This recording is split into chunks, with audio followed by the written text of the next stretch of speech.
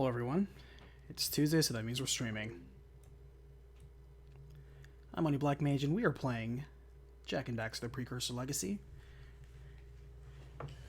And if I'm not mistaken, I think today's the day where we finish.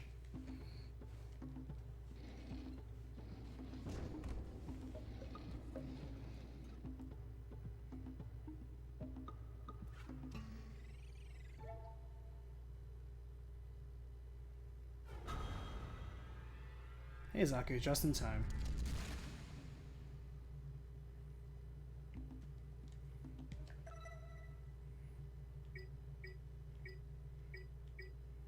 Is actually my favorite word of yours, or your favorite word of mine, I guess I should rather say, or do you just prefer the way that I say it?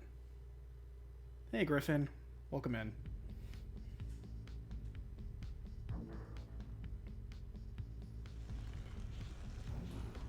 Okay, just to make sure we're good, we'll do a quick recap of everywhere so far to make sure we have everything we need before we enter this new area. Alright. We never got that last 120 orbs to the Oracle? Man, how did I miss that? I'm glad we checked. So somehow we missed that.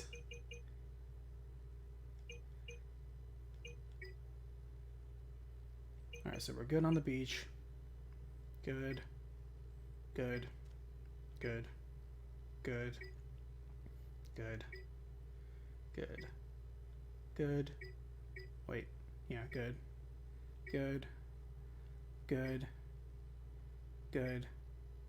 Good. Wait. Yeah, good. And that's where we are right here. Alright.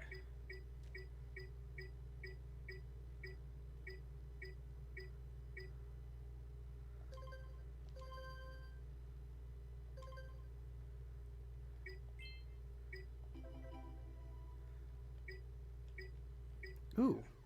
Yeah, we missed some stuff in the village. We need to go back in the village and do some stuff. I refuse to move forward unless, like, literally the starting area that we overlooked.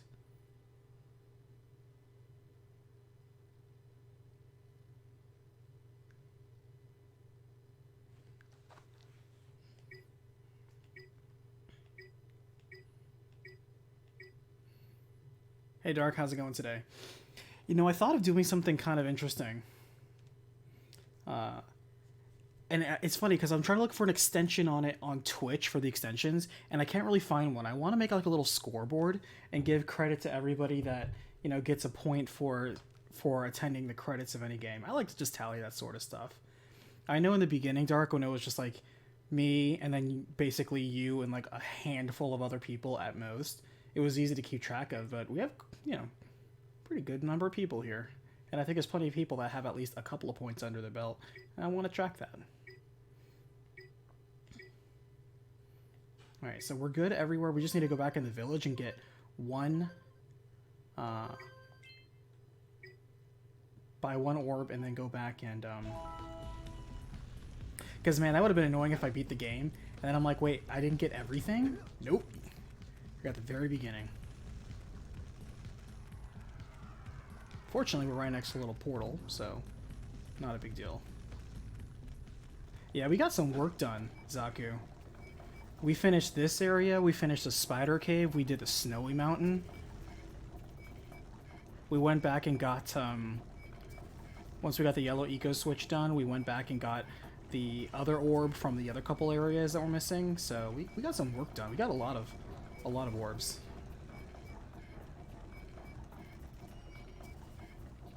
Well, actually, I should have gone back there. Yeah, it doesn't really matter, does it? Thoughts on Snowy Mountain? Okay, so for the longest time, I was very confused. Because I'm like, I don't understand these blue fire force fields. What the hell is this? It really wasn't intuitive. I felt that if I could have changed one thing in that level, I would have had it where, like, the very first one, you understand you're supposed to use red eco to get past that barrier and jump on top of the switch. That was not clear. That was really not clear. I did it just you know, by experimenting like anything else. Where it's like, I wonder, because I'm like, what is the point of red eco? I don't understand the red eco in this level. It doesn't make sense. I was just banging my head against that. And even then, the detection on some of those was jank. I was a bit mad, not gonna lie. I also didn't like the gimmick of having constantly spawning enemies. I didn't think that was fun at all. I think constantly spawning enemies are annoying as hell.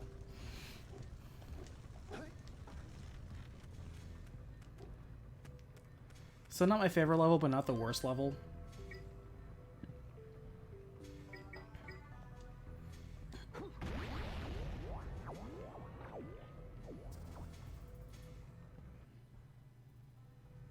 I think the worst level, in my opinion, is actually that lava one. Because they don't do anything with it. You have a lava land, and you do nothing with it. Out of your 8 orbs, 6 of them are just bought from vendors. And then one's just a crate that you get, and the other one's like the usual 5 and 7 flies.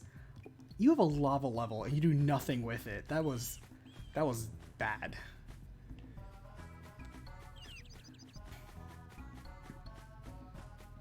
I thought that was a waste of a level.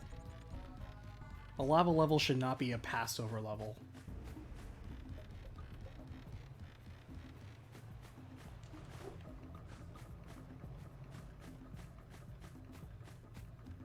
Hey, awesome one, how are you today? Yeah, you found an Oni. There you go. Oh, I wonder if it's that bank over there. That's our missing, eco. Actually, it has to be because it's not opened.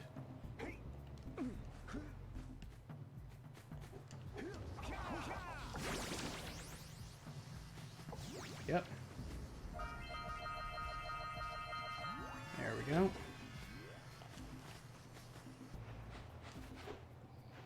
I like this beach, actually, the Sandover village. I like this level. I like the beach, too. I'd have to say, and maybe I'll say for final thoughts, but I'll say so far that I would have to say my favorite level is probably...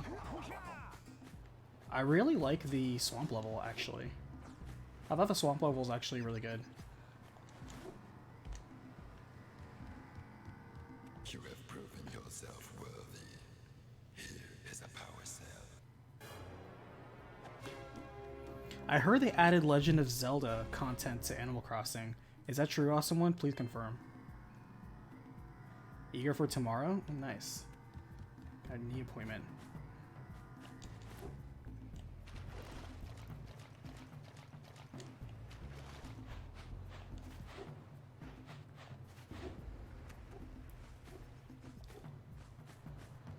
If this is your first time jumping in, then know this is my first time with this game as well. And also know that at the end of any new game that I play, actually any game I play in the stream, at the very end, once we beat and the credits roll, that's when we put the controller down, drink a little bit of water, collect our thoughts, and then I start saying everything I like and do not like about this game. And then we give it a final score.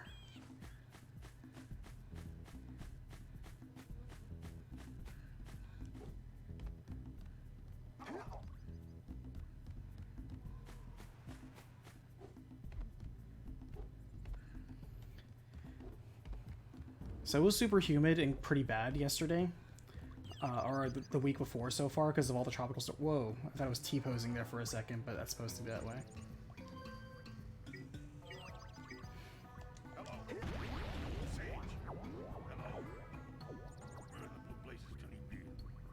But we had like 25-mile-an-hour winds all day yesterday, so it was a very windy day. And today it is so nice and cool. I'm like, oh my god, I can actually open the window and keep it open for almost the entire day, and it actually feels kind of nice. It was amazing. I love it. I love that the fall weather's coming in. It's starting to go down to like 70s and 60s. I'm like, this is my kind of weather. I like this stuff. 90, 100 degrees, not so much.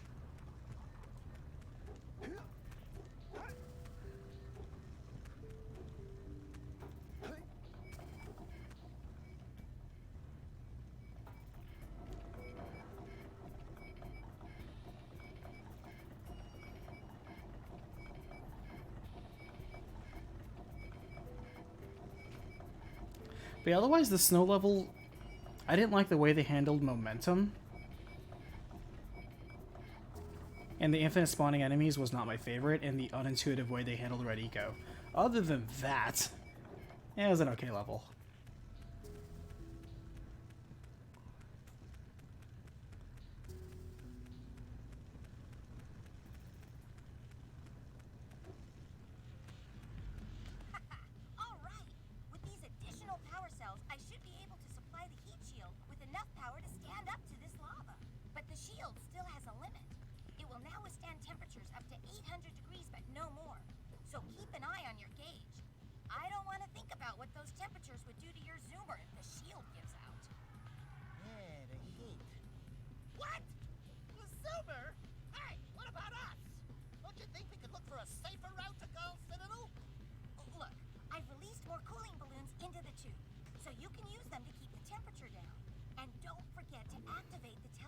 Why doesn't she just make a suit for them out of the same cooling devices that she uses to fill the balloons with?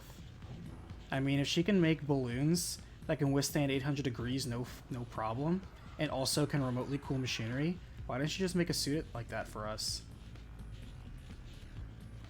Just throwing it out there.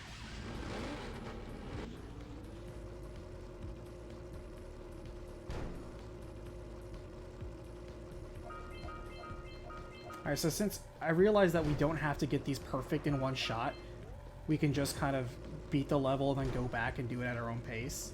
I'm not so stressed out about getting these right in one run, because you don't really have to get it right in one run.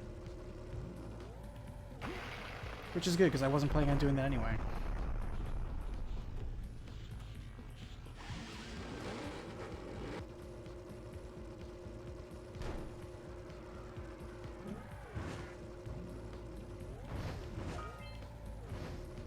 I botched it.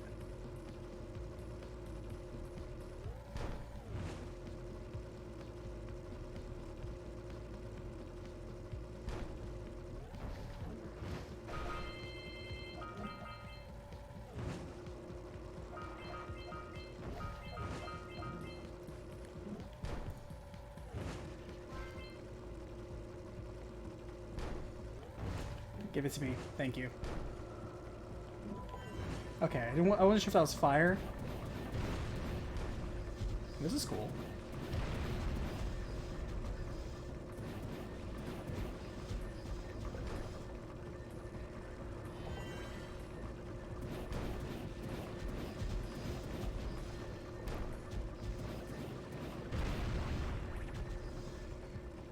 Feels like we're in the middle of a Death Star.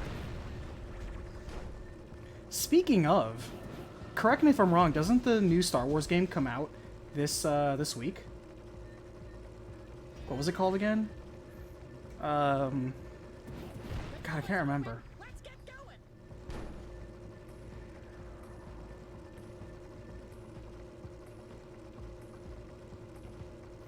I wish it was an X-Wing versus TIE Fighter remake. I wish. Squadrons, thank you. I'm not gonna lie, I'm very tempted to play because I love X-Wing versus TIE Fighter. I love Rogue Squadron. I love Rogue Squadron so much. We have never had another game like Rogue Squadron.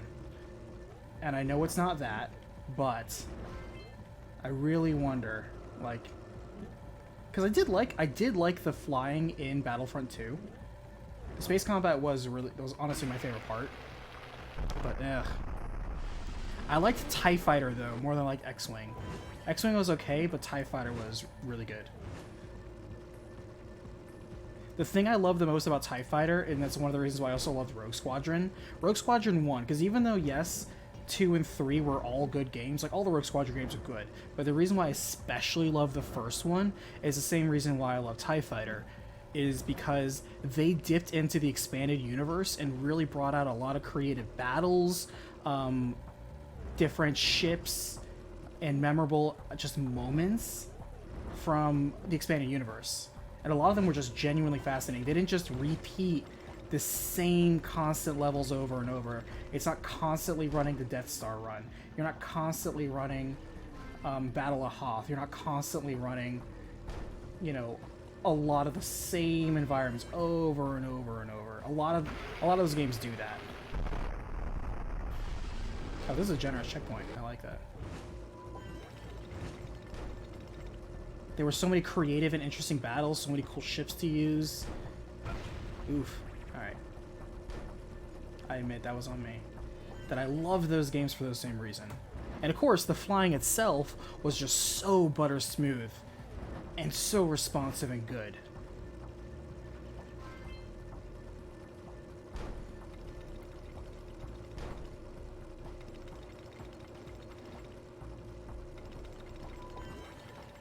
Oof.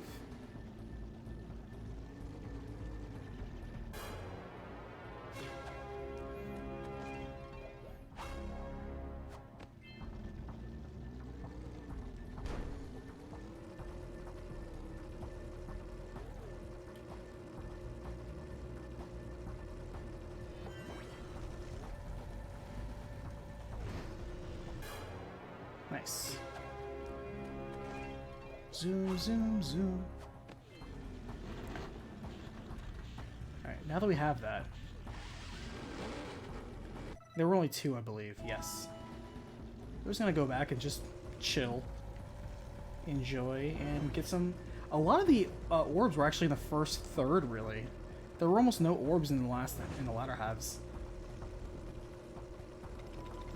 If I knew that, I would have just been more generous with dying. This one's also really nice. It gives you 2 checkpoints.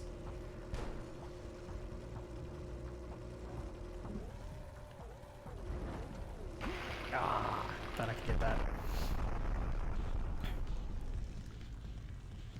Vector Arcade Star Wars game. Was that the really huge one you always saw in all the arcade? Oh wait. Does this portal let me go back to the beginning?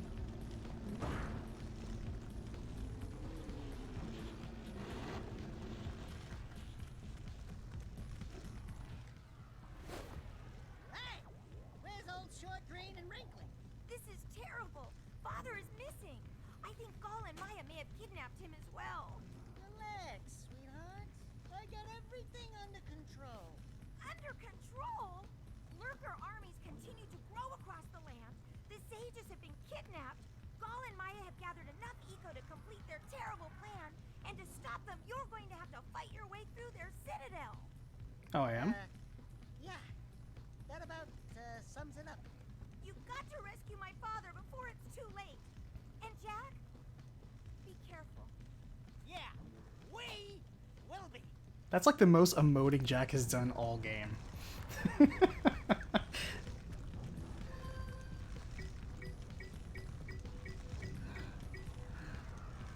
Oh, are you not going to give me... I guess we just do Red Stage Hut.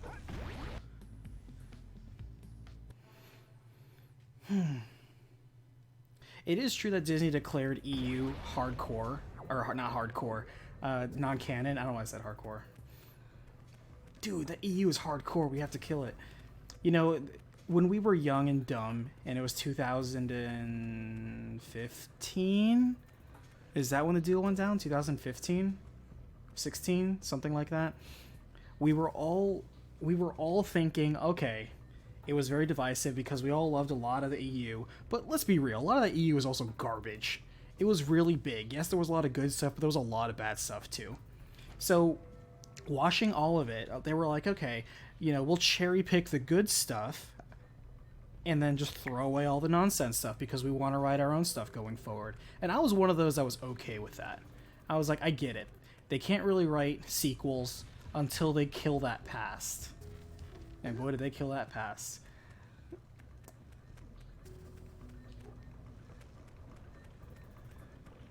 They fooled us all. It's really hard to point fingers, too.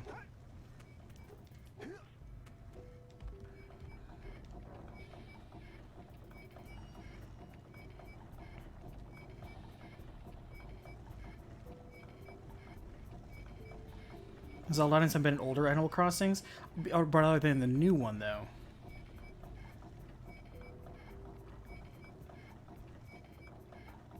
Just curious.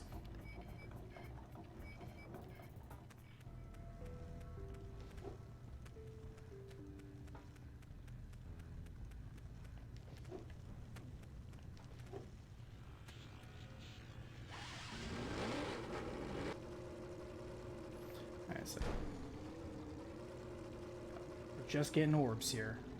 Oh, it doesn't play music when you're doing the rerun. It is dead silent. That is kind of weird.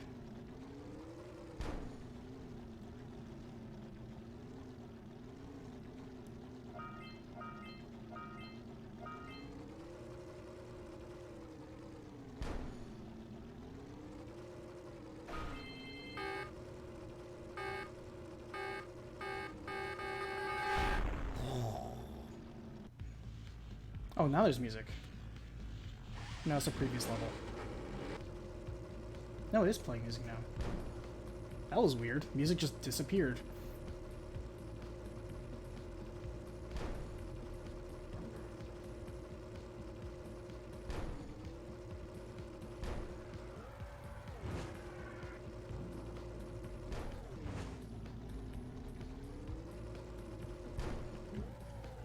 Okay, game.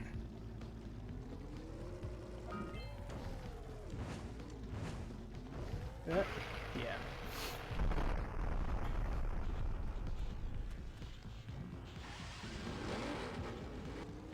Isn't it no longer called the EU? Isn't it called Legends now? Or am I getting it backwards? Is the new stuff called Legends and the old stuff still EU?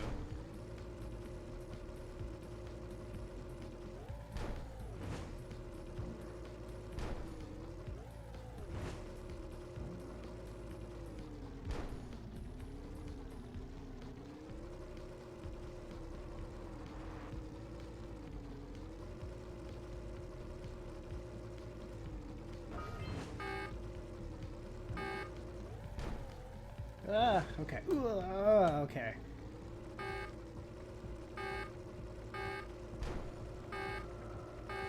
I hear ya. Yeah. Oh, you're giving me this. But I don't know if I have the orbs. Yeah, let's say. Still, I'm glad it just gave it to me. There we go. Sweet.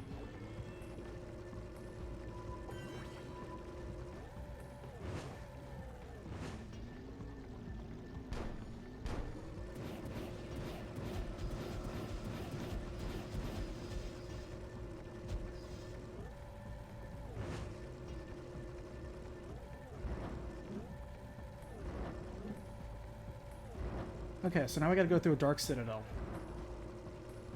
I wonder how long that is.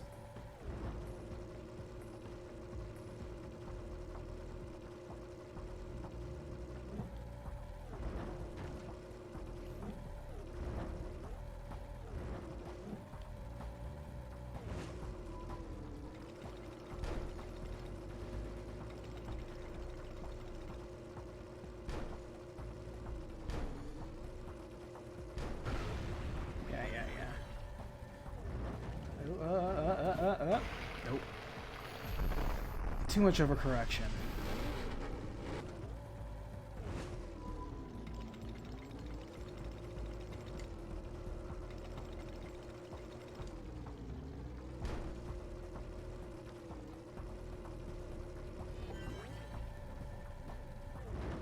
So I wonder if we actually fight using the zoomer at some point.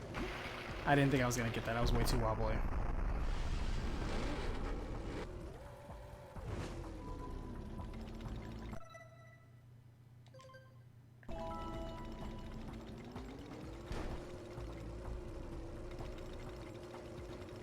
Looking at the collectibles, looks like it's going to be around the same length as a regular level. Alright, so here's what I'm hoping Jack doesn't do in terms of lazy game design. The thing I hate the most in almost any game is boss rushes. This game better not throw a boss rush at me. Where it's like, oh cool, you need to beat all the bosses you previously beat in a row. And you don't get a checkpoint, you just gotta beat them all, get good. Don't you feel progress? No, I feel like this is a waste of my time. Granted, there have only been 2 bosses. But even then, I better not spam them.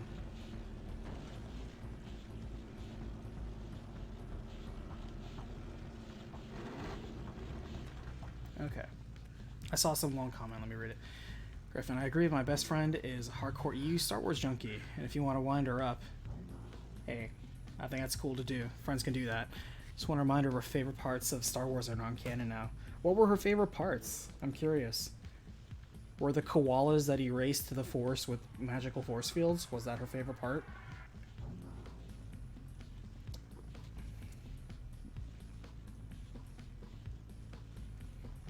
Was it gray Jedis?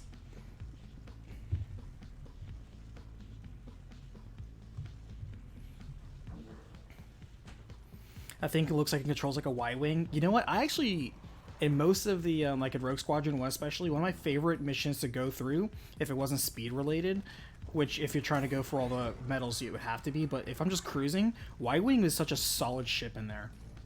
Y-wing got a lot of work done. Not only did you obviously destroy stuff with your bombs, but the ion cannon, just like, oh cool, you're really fast and you deal a lot of damage. Nope, you're disabled, get wrecked. That thing was slow, yes, but that thing was a solid tank. I love the Y-wing. In fact, apart from the B-wing, Y-wing is probably my favorite Star Wars fighter. It's about time you two decided to show up. Nice to see you, too. Do they have you mopping the floors now? There's no time for jokes, Daxter. Gaul and Maya kidnapped us to sap our energies to power their abominable machine. It appears they have combined the functional remains of a precursor robot with scavenged artifacts from across the land. Then they added a few diabolical additions of their own, creating the one thing capable of opening the Dark Eco silos. If you can free the four of us, we can use our combined powers to break the force shield surrounding the robot before they use it to destroy the world. That seems a bit dramatic. Destroy the world.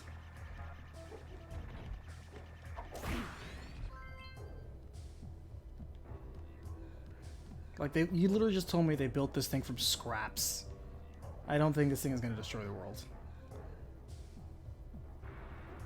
Keep in mind, this is also the same Samos who said that Dark Eco destroys everything.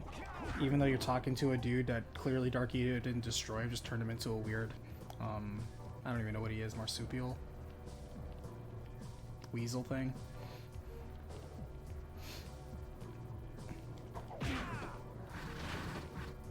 Oh, interesting. Color puzzle?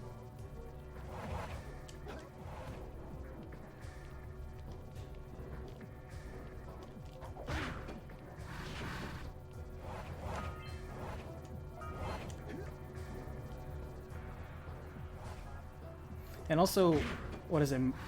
Maya and Gaul or whatever, they're clearly not destroyed by the Dark Eco. Yeah, they've been like, I guess you could say changed. I don't know who they were before.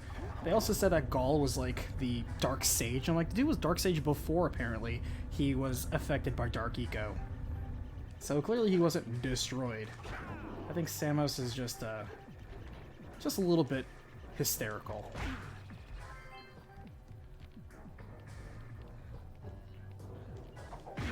Alright, there gonna be more color panels? Yes, there are. Okay, so what's the pattern in these things?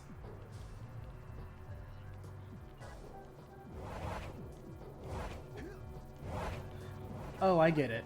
When you jump on one panel, all the corresponding panels of that same color disappear. I see now. That's a cool thing. That's a cool little gimmick, I'll say. It's not cool, obviously, but that's not a bad gimmick.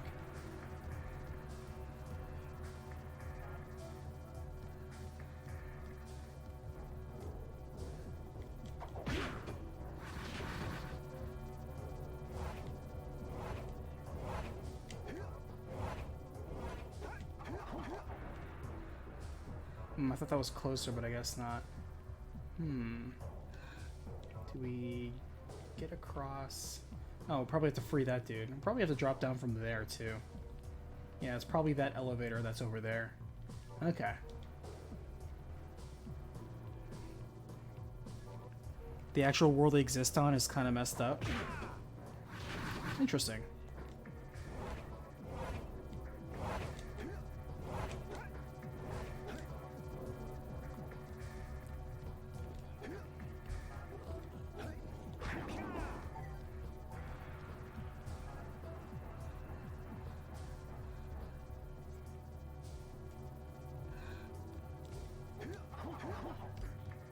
Let's get a lay of the land here. So each of the sages look like they have their own little area to get up and around.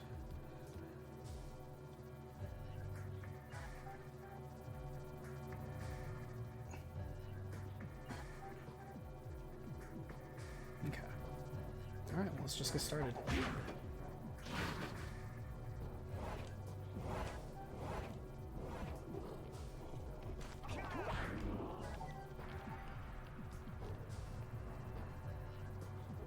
Gotta say two. Musical choice for Final Citadel level, not impactful.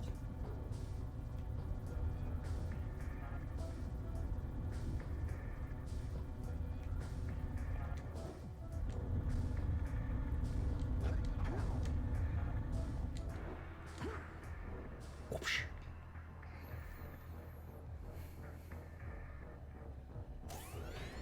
He built this in a cave with a box of scraps. It's probably my favorite lines from Iron Man.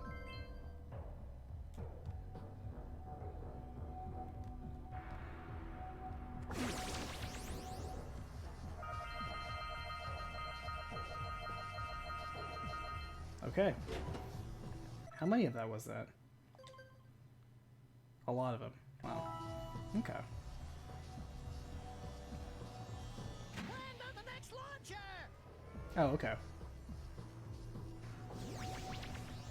Don't miss the next launcher!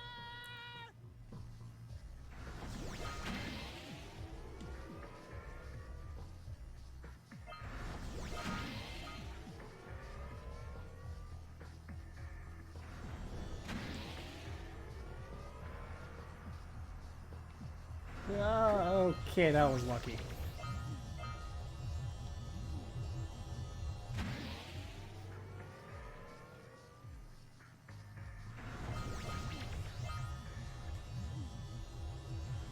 This is actually kind of cool. This very extreme platforming. I'm gonna need that eco, aren't I?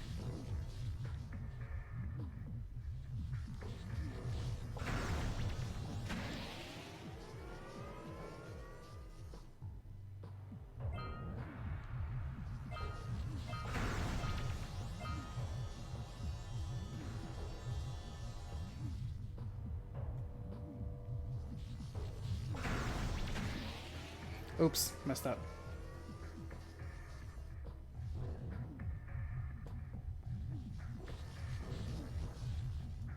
Camera got away from me.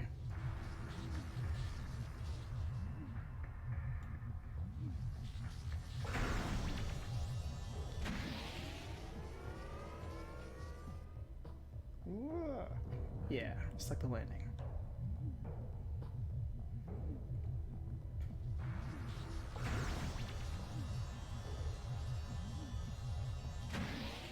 I actually didn't want to do that, but since we're here,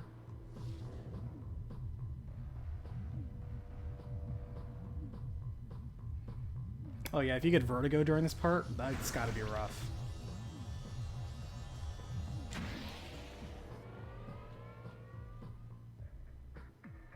Oh man, I don't have the little energy thing.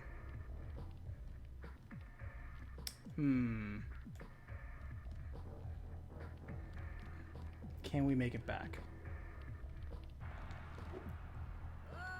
Nope. Oh wow, brutal. It makes you do the whole thing over again. I guess we would have had to go back anyway.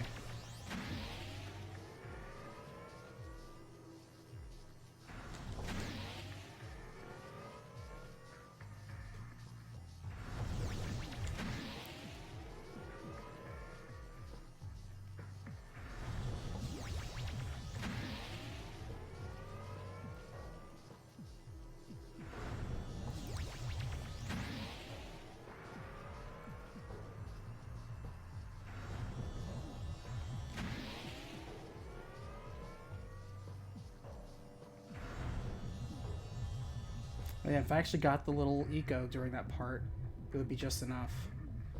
I feel like if you do it in one run fast enough, you can totally do it. Give it to me. Damn it. Nah, really, you really have to do it in one run. It's possible to do it in one run. We're gonna do this. I mean, we have to. We're going for 100%.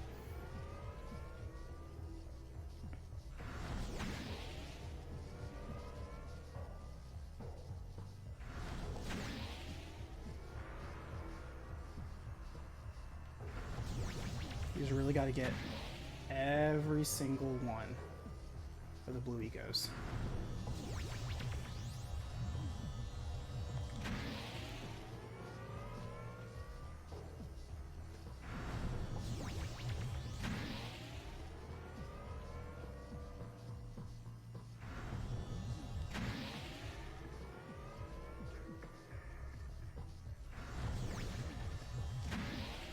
That might be just enough. Please be just enough. Yeah.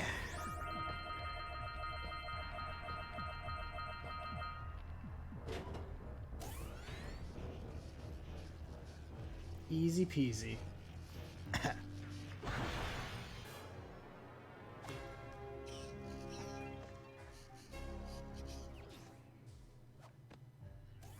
Alright, so for RP reasons, we're gonna put Green Sage last. I'd live to see the day when I needed to be rescued by a boy and his muskrat. I'm gonna give Gall and Maya a little payback for this embarrassment. Then we'll see about cooking up some muskrat stew.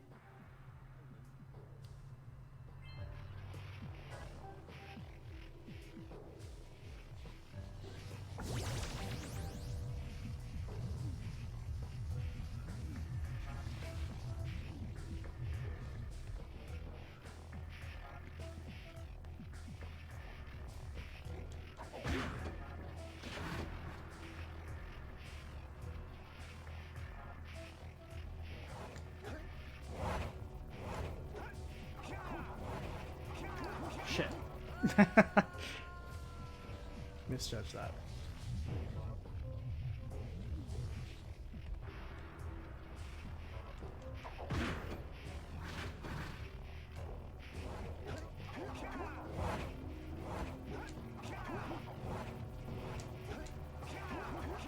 Yeah, I lost momentum. That was a bad call.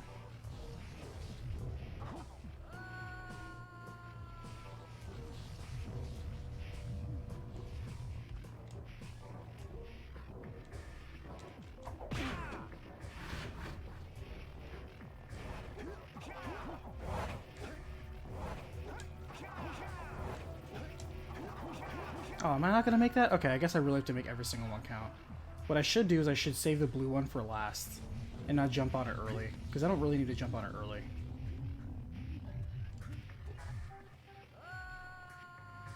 Blech.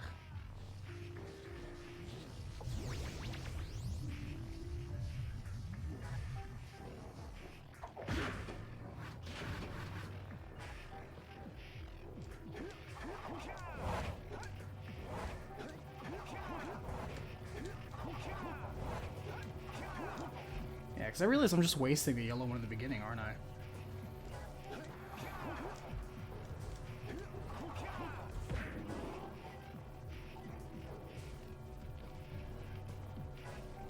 Alright, which one is this one too?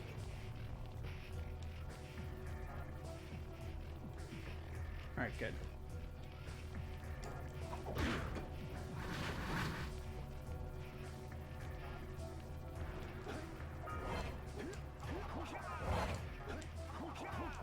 Shit.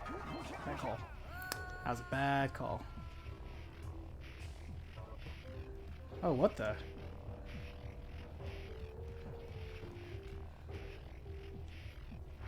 That's kind of cool. It's like a Ghostbuster ray.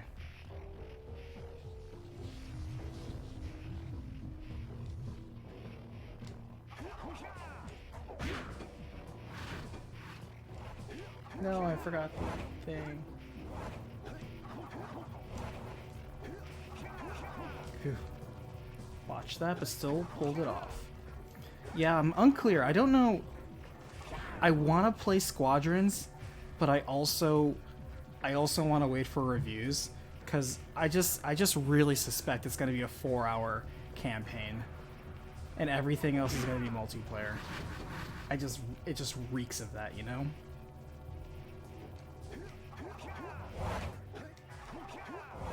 No, I should have done that. Should have left yellow.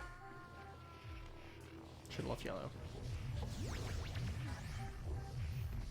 And I really don't want it to be that. I don't want it to be like every other Star Wars Battlefront game, where it's just you begin it and you end it in a session. I shouldn't have done that.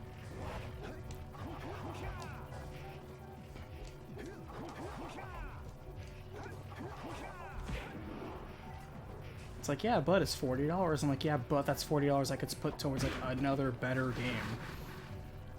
Like, let's be real. All right, avoid yellow.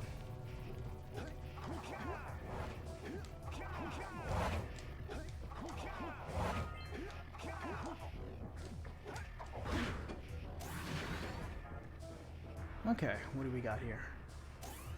Interesting aesthetics. I kind of like it.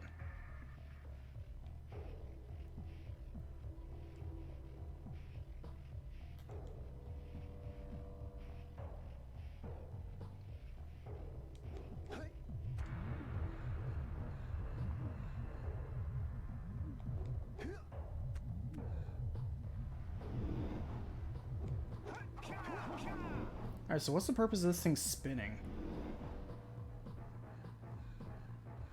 Unclear. Also, the camera's locked, so I can't do anything.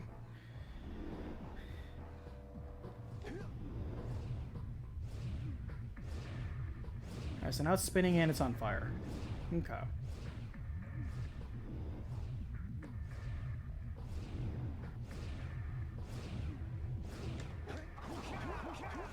Oof, I misjudged that very badly. I thought I was way closer.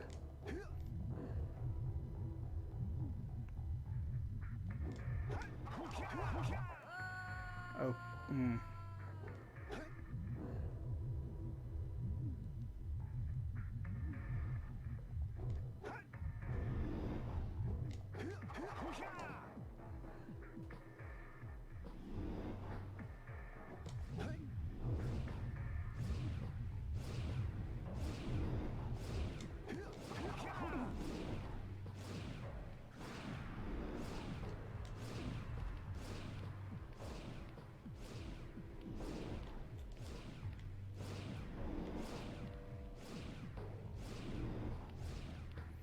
You go where? What's the point of that platform over there? Where is it going? Oh, we got eggs over here.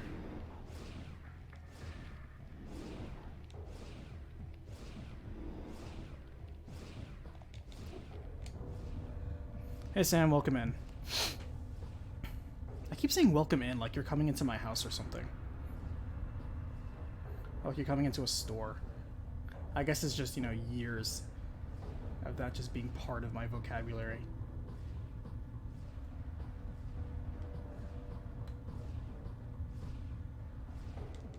Oh, I tumbled that so badly. Ah. Oh. Kind of wish the long jump didn't take so much wind up.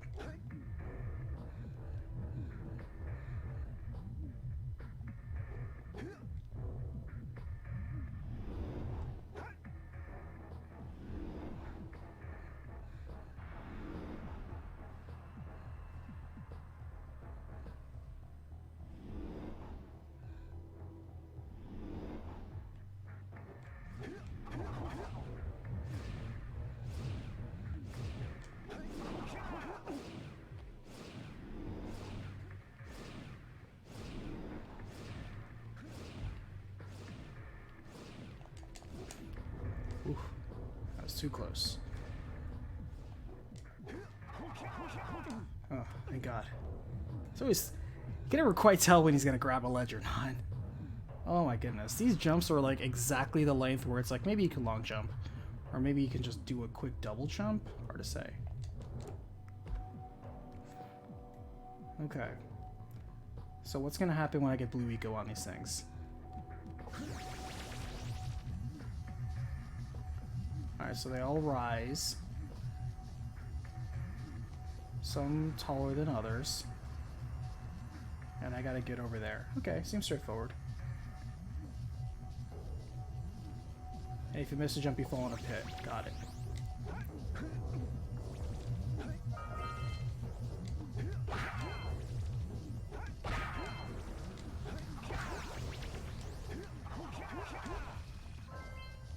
Gotta get them all.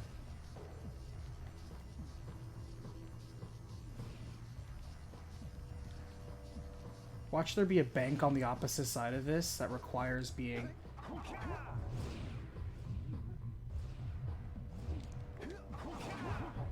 Requires being fast enough. Yep, I knew it. I effing knew it.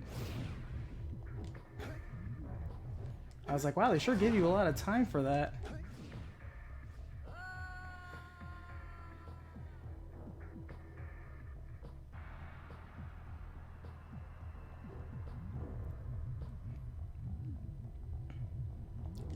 At least you can say they're consistent.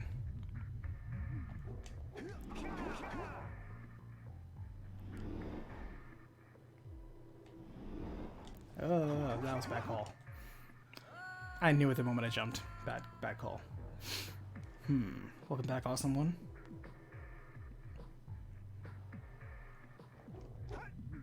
So what has everybody thought about this game so far? Because I'm playing it for the first time in the year 2020. This game came out in 2001, which, to put some context on things, the PlayStation 2 came out in late 2000. So this came out late 2001, like in December. So this came out roughly a year into the PlayStation 2's life cycle. I did some research. It was developed by a small team of 35. And it was done with the remnants of the team that was working on Crash Racing at the time.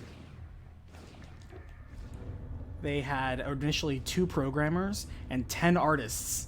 I'm like, well, now that's an interesting ratio. But I think it also explains some things.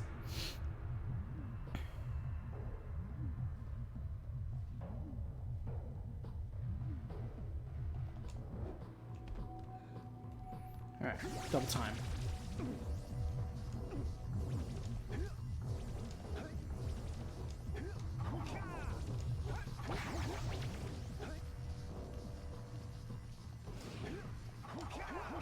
Shit.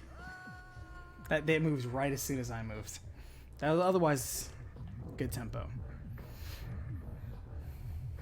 I think it's funny when they said our initial drafts for Jack and Daxter was like, we wanted a mix of like anime, manga / Disney.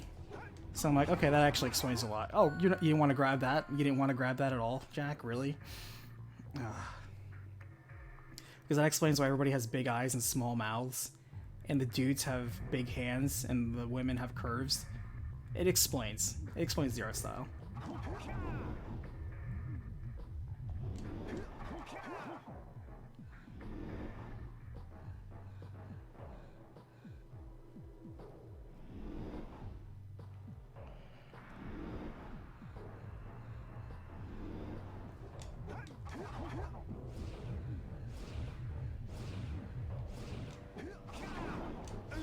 Ooh. That's the first time we got burned that way.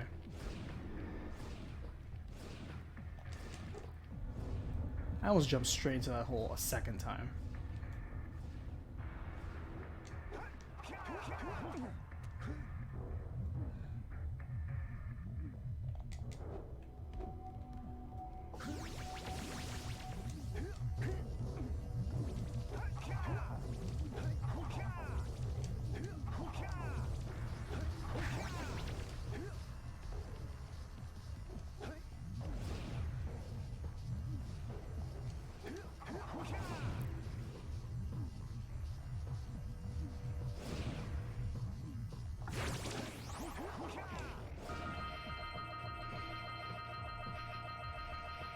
Jackpot.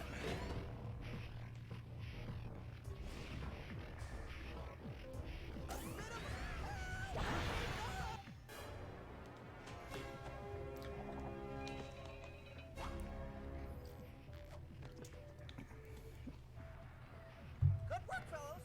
Old Samus was right about you. Great piles of precursor metal. That insidious mechanical creation must not be allowed to wreak its terrible havoc. I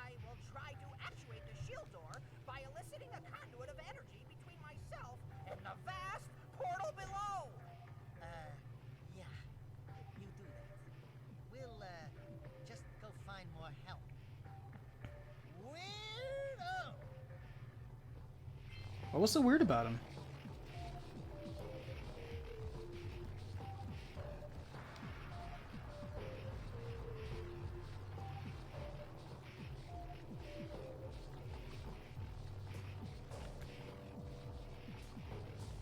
We're probably gonna have to jump on those, aren't we? That looks like the most inconvenient platforming.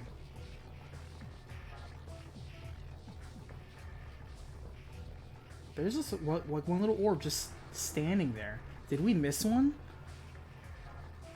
Oh no, that's the one where we have to... No, wait, maybe. I mean, we're about to go there next.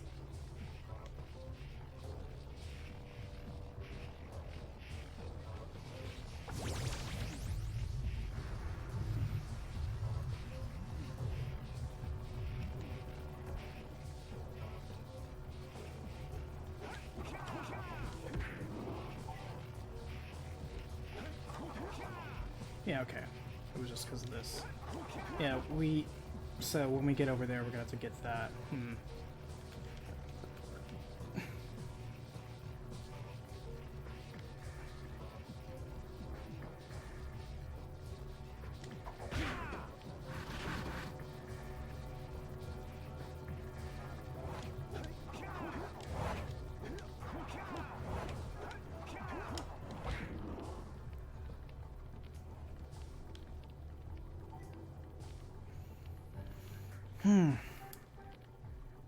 We're gonna take our creepy anime characters, make them lifelike? Ugh, that's gross. See, anime needs to stay anime. You don't make anime look realistic. That just looks wrong. When will people learn that just because you can doesn't mean you should? They've gone mad with power is what happened.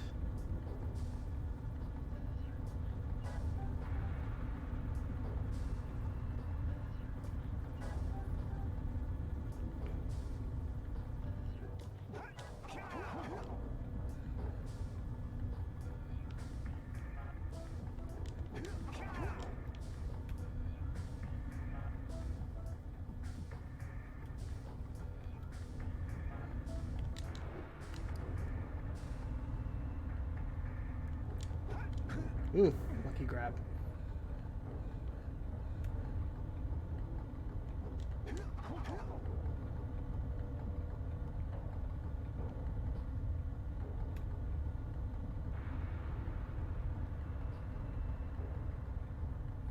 Actually, it kind of looks like we do Green Sage last anyway, which is fine because I didn't want to rescue him first anyway. He's too sassy.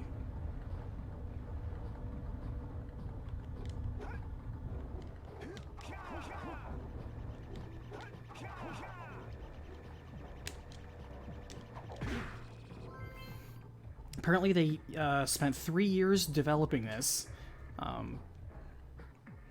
So, you know, they were working on it 2 years before the PlayStation 2 came out. Understandable. They're making a brand new engine from scratch. Makes sense. A lot of times when you are jumping up the hardware, that sometimes happens. But yeah, they put a lot of emphasis into animation. I'm like, why am I not surprised? Naughty Dog.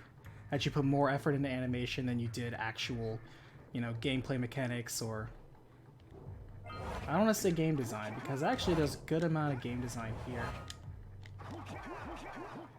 I don't mind taking a loss here. Yeah, as long as it didn't make me restart me from the beginning. I was hoping the checkpoint was here. We're here to get all the orbs.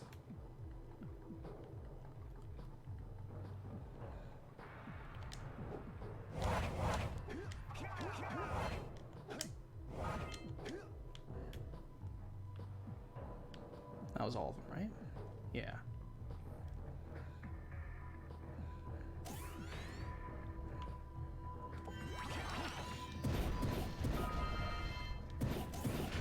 We got company, Jack. Lots of lurkers. Is that what those things were called?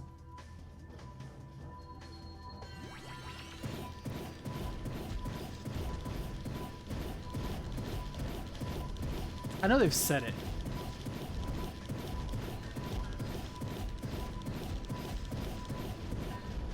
Okay, you can't just hold down the button.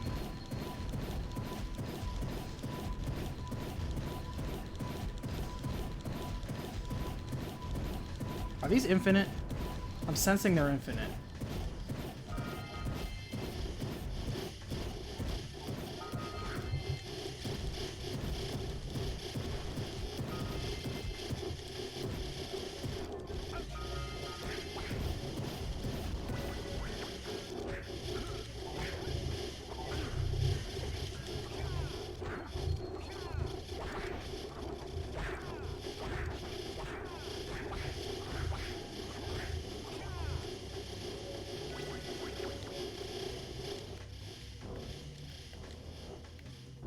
I'm not going in through melee. I'm going to range filth you.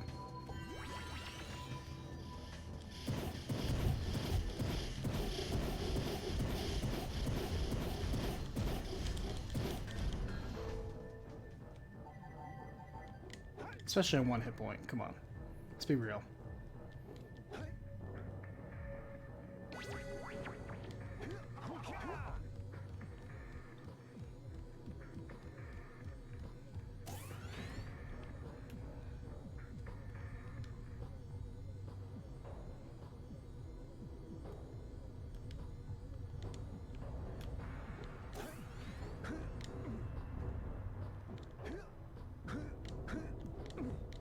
I didn't think you were going to give me that game. It's okay. I'm not mad at you. Actually, it's kind of... I think that's funny. Really? You're going to start me from here? Game? Come on. Well, that was on... That was weird on me.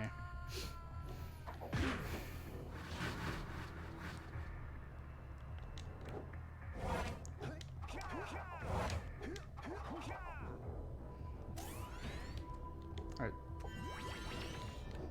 Good, you're not going to make me do it again. That would have been an amazing recovery if I pulled that off.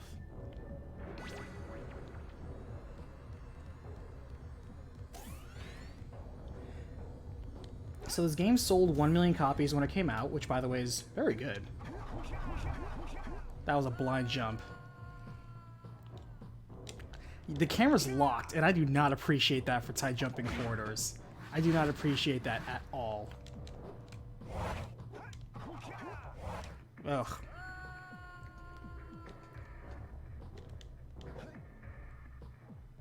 Because I think they're all called lurkers, aren't they? Yeah, Griffin, I think that's the case. Like, I've heard them call many things lurkers.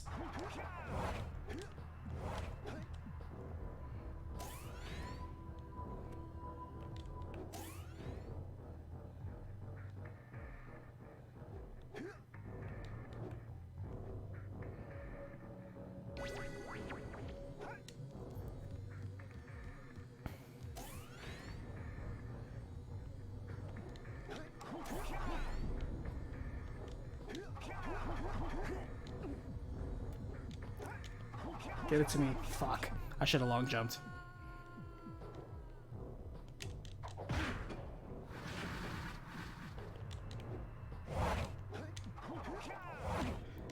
I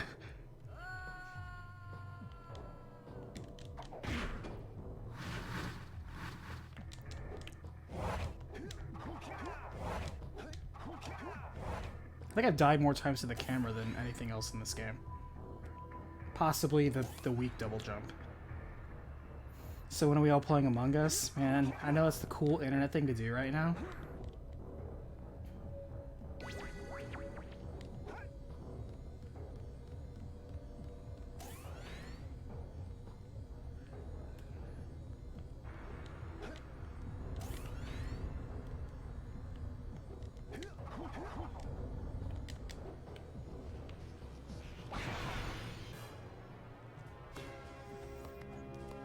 Ugh.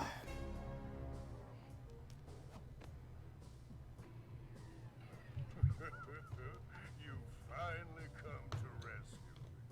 Do you know how long I've been in here? What took you so long? And, what are your names? I'm Daxter. He's Jack. He's with me. Good job, Daxter. You're a real hero. You've got to stop Gaul from launching the robot. I'll use my eco power to help open the shield door. So it's funny. I do remember an old Jack and Daxter commercial. Let's go climb up those platforms. And I remember that scene where he's like, oh, I'm Daxter. This is Jack. He's with me. I actually remember that from the commercial.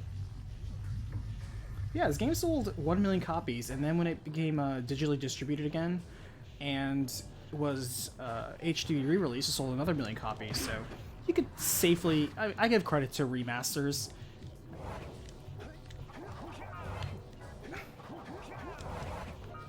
Yeah. For getting credit on, you know, because it's basically the same game.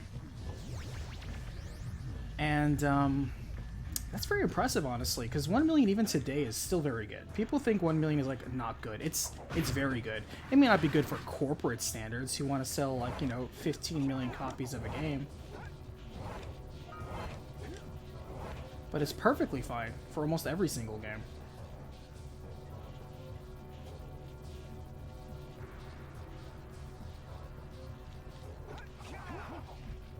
Like I gave the example where, you know, like out of the 2,900 PlayStation 4 titles, only 29 have actually sold over 1 million. So really 1% of that library. And yet people are like, oh, this game only sold 1 million? That's such a failure. It's like, okay, no. You're not talking to shareholders here.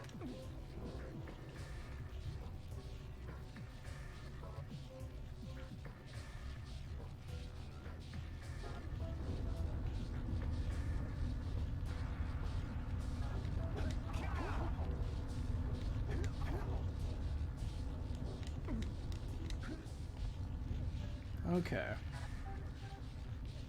Yeah, I thought we would have to jump this, don't we? Alright, let's check the lay of the land. Is there anything beyond just... So we jump up there. Jump up to that.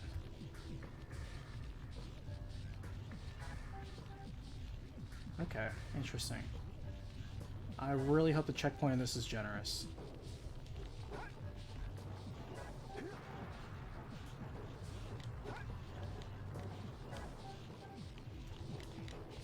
Oh my god. Oh my god, really, game?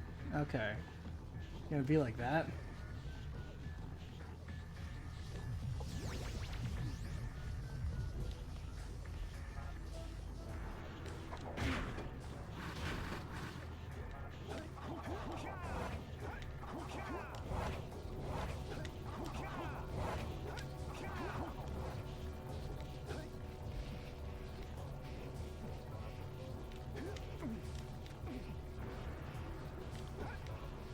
Oh my god, this stupid game is camera angles. I swear I died more times to this goddamn camera. It's really hard to judge perspective when you're locked in at a bad angle.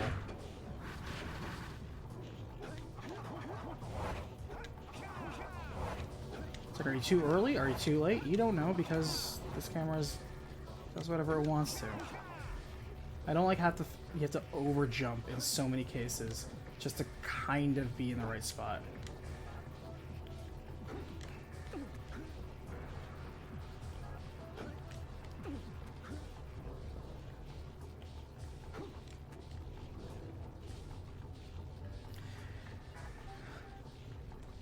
And it seems like it followed the same formula as Crash Bandicoot, of course, where it came out with 3 games and then a racer. Interesting choice.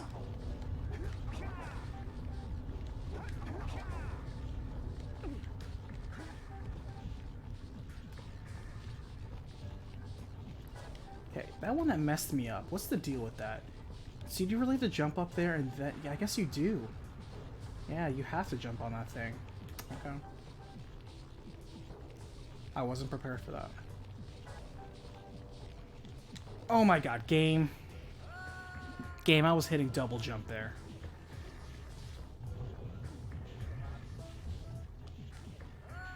Alright, that one was on me.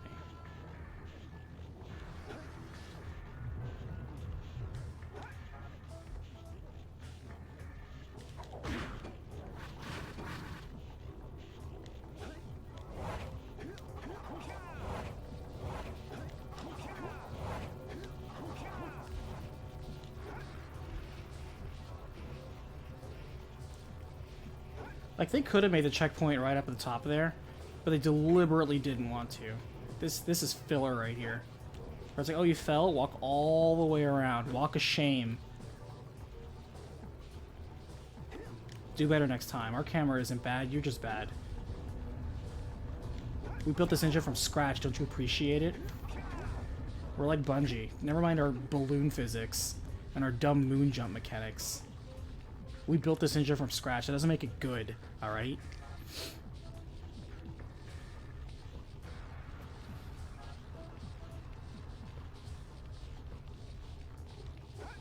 Mr. I put more artists than I do programmers on this game. What is up with this camera? Jesus Christ. Alright.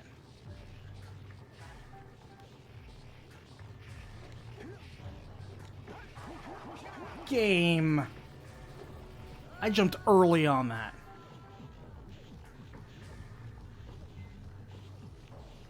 How effing early do you have to be on that? I guess I should just... I guess it will wait. Maybe you're not supposed to jump immediately on that.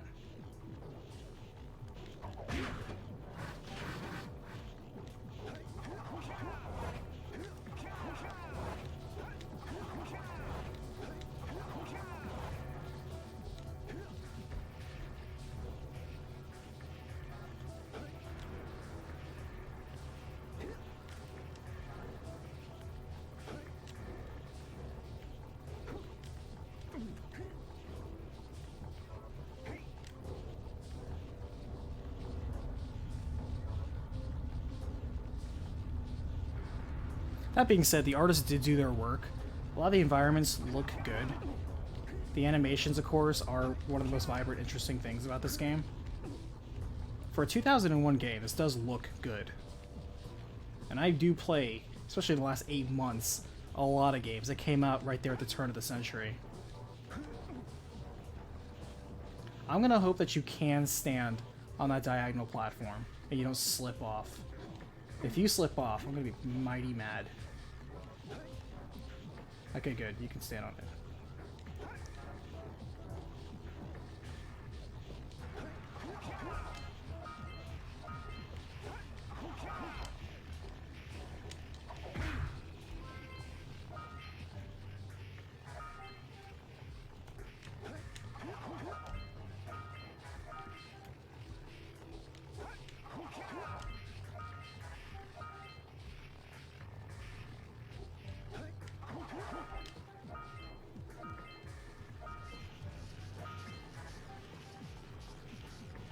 There were more the other way, weren't there?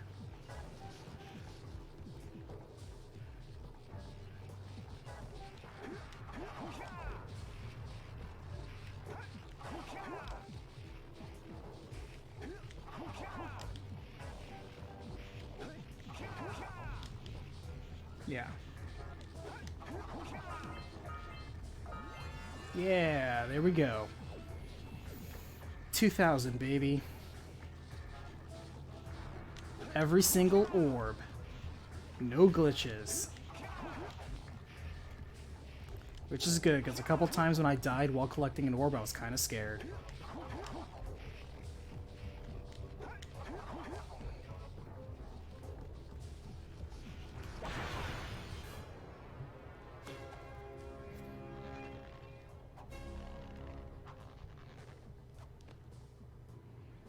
Good work, boys. You're real heroes now. I'll combine my green eco power with the other 3 sages, and together we'll open the shield door surrounding the precursor robot. Yeah, that sounds like a good start. And then after you guys open that shield, what are you gonna do about the robot? Nothing, Daxter. We have to keep the shield open. It's up to you two to figure out how to destroy the robot. Oh, great. I get to help the guy that turned me into a furball destroy the only person who can turn me back! First, He's got a point. well, then we'll try to convince Gaul to help Daxter. Yeah, ain't gonna happen. You're too late, sailors. Once I possess limitless dark eco, I will have the key to creation itself. This is madness! Watchdog Eco will destroy everything we know. It doesn't though. Look what it's done to you. It has given us a beauty beyond anything you could understand. I mean, she's right. Beauty? Have you two looked in the mirror lately? Just I mean, have you? wait until we open the silos, little one. You think short and fuzzy is bad. And to think, you two traveled all this way for my help. Fools! Enjoy your front row seats to the recreation of the world! I mean, again, I kind of agree with Gaul here. Jack, take the elevator up and stop that robot. Okay, before we do this, I'm missing one red box. Where is this red box in here? I'm missing a red box. Is the final red box somewhere along where the boss is, or did we actually miss it in one of the levels?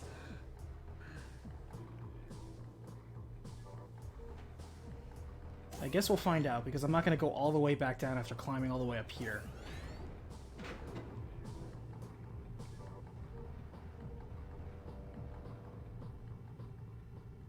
I missed it? Damn it. Where was it? Did you see it?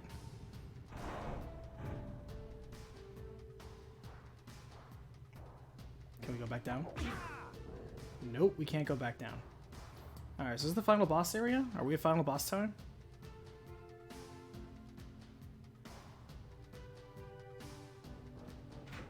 Oh, final boss up there? Okay.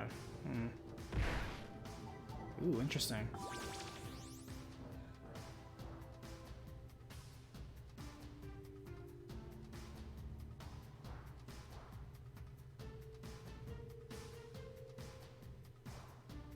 You'll be able to go back? Okay, that's good. Alright, so boss clearly shoots laser.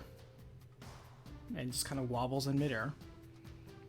Alright, everybody take their bets right now. How many times I'm going to die before I beat the boss? Put your bets in right now. Oh, that 99% is going to be so annoying when I beat the game and I'm at 99%.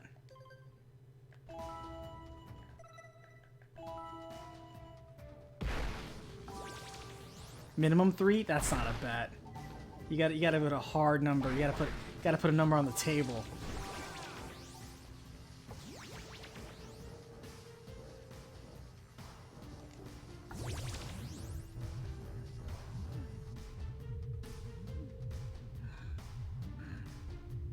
Anyone will be disappointed? Yeah, right. Unless this guy's a total pushover.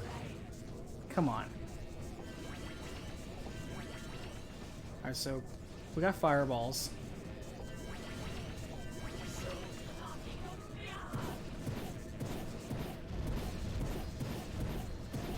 Does this do nothing? Where is his weak point?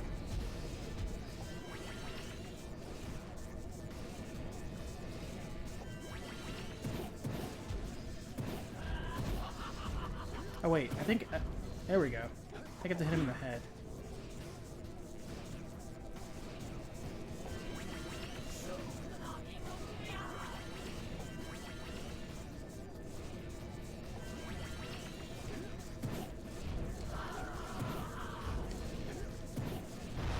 There we go.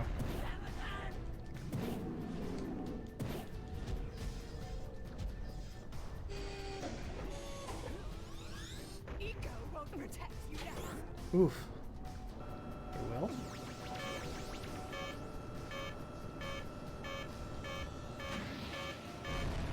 Oh, okay. I thought I was supposed to jump to a platform, but I guess you jump to avoid the explosion. Cool. Okay, got it. Good to know.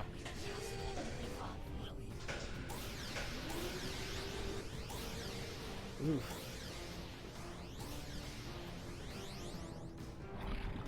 Oh shit.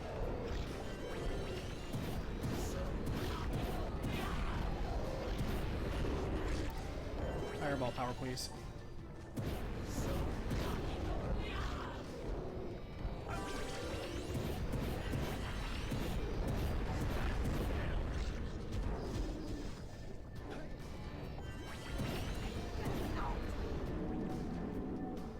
Finish them both off once and for all. No mercy.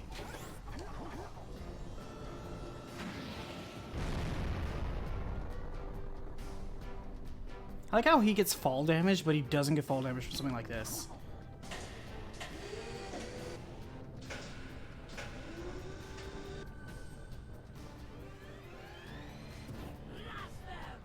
That's probably bad. Ooh, here we go. We got some platforming here. The frame rate.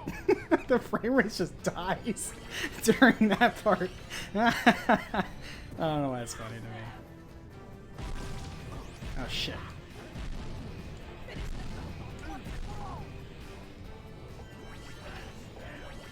That was bad. One more hit and we're dead.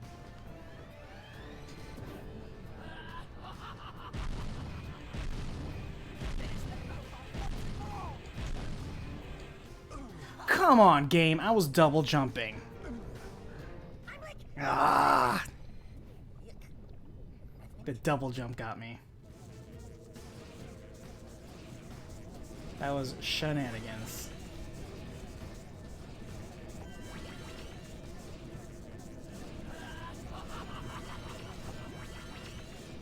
We got pretty good there, though, for our first shot. Wasn't for the stupid double jump on those rings.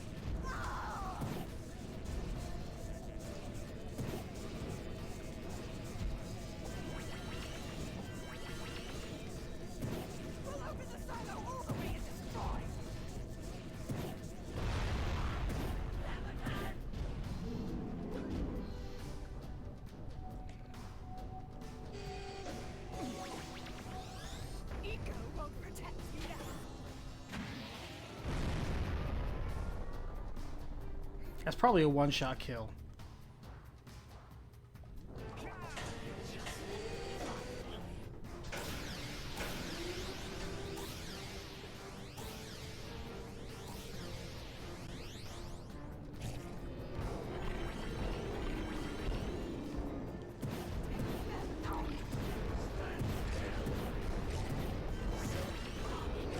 Okay, game. Right as soon as I spawn, that shouldn't be it.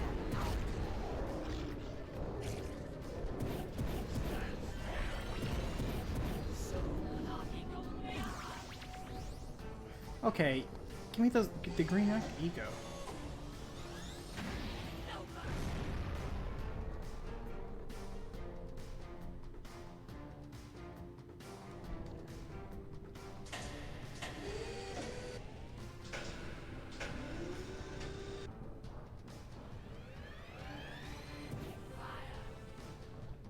This camera!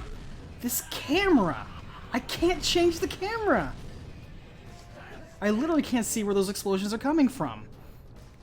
Golly, this camera. That camera was shenanigans.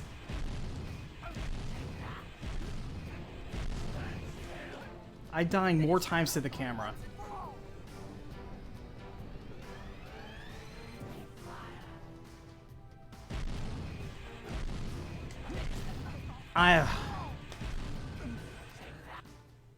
This double jump is bullshit.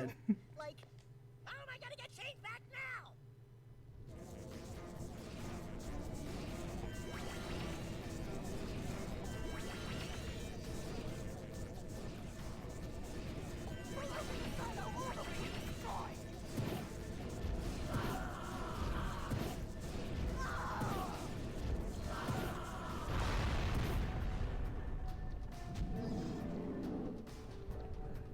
Helpful hit and you're missing a damage phase? Like where?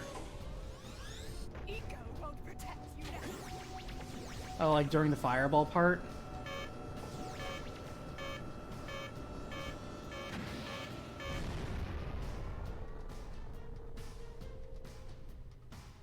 I didn't even think that was a damage phase. I was so fixated on the weird dog things.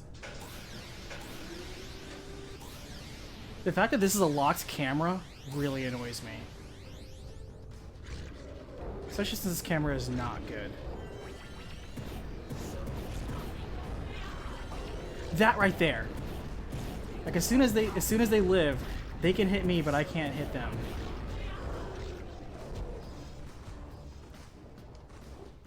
Okay, well that one doesn't count. I'm not counting that.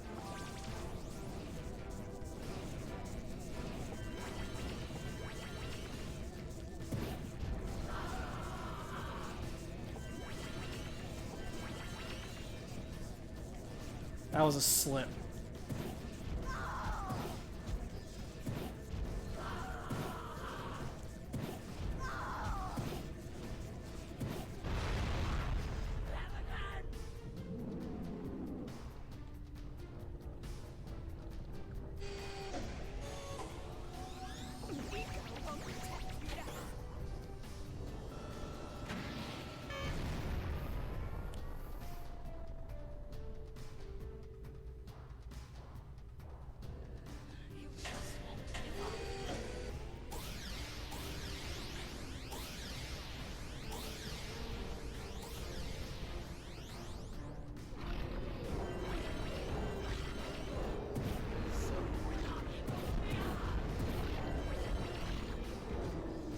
Get away from me, get away from me.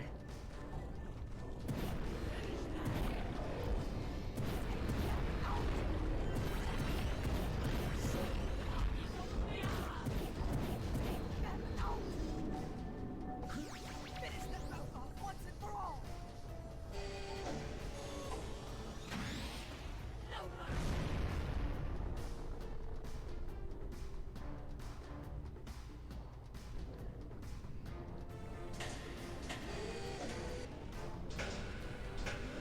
Okay. Let's see what we can do on this.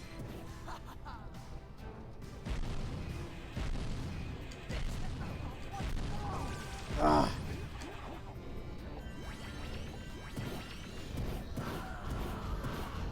Oh, I see now.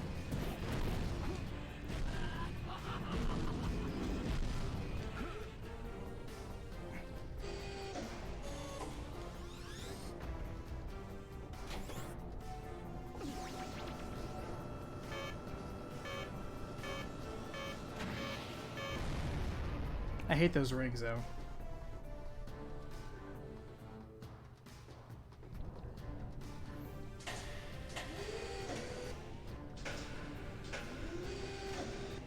Shit.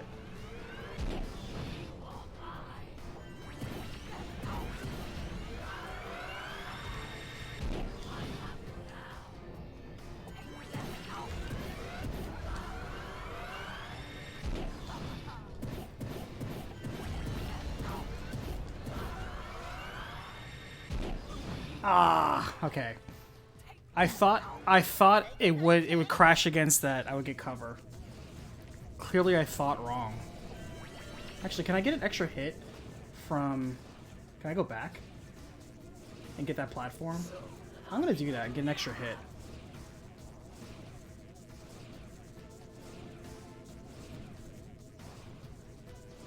We'll open the silo all the way and destroy. Okay, it won't come back. I was thinking, like, I saw the platform in the beginning, and I wonder if I run over fast enough if I get another one.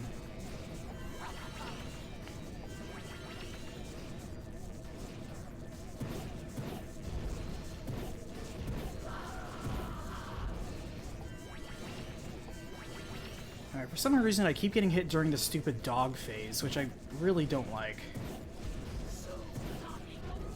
I disagree with their hitbox.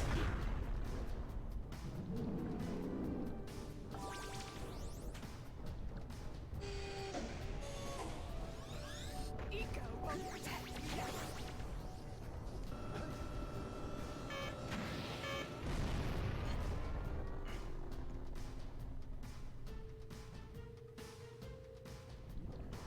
You just won't give up.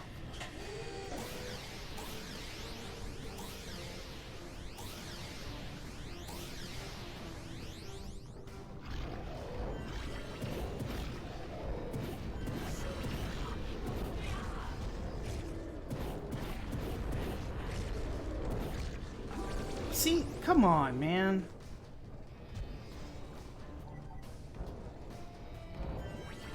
I always end up getting hit at least once. And I just never feel it's justified. Finish them both off once and for all. No mercy.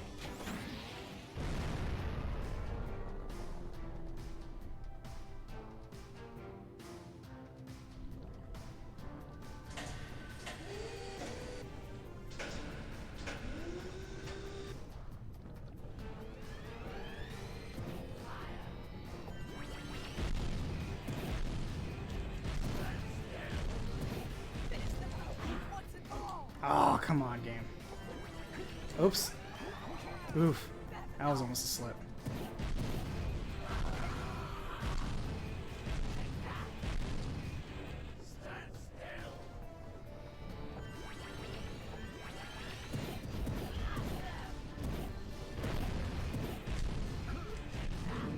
Ugh, these fucking rings.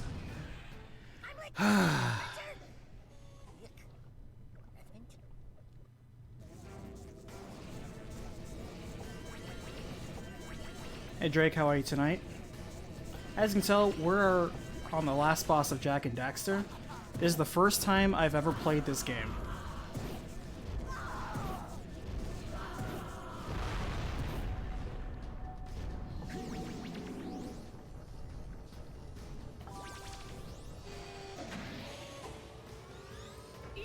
That was a bad call.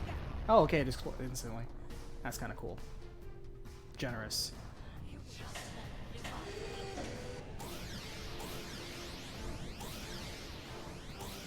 Nah, I'm probably not going to recap this game. There really isn't much to recap. This is not exactly a story-focused game, despite what they claim otherwise.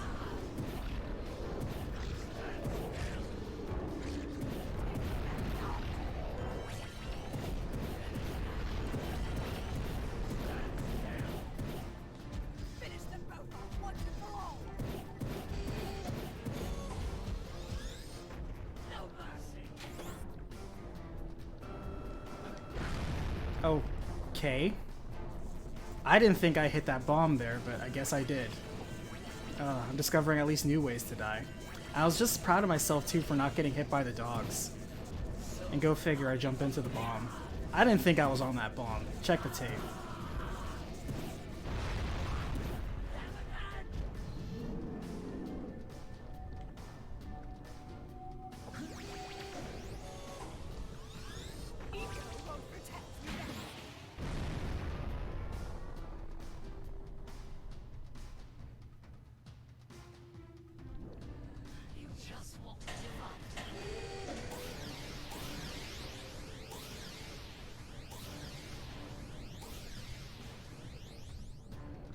When it comes to the April Fool's videos, I actually usually know... Oops.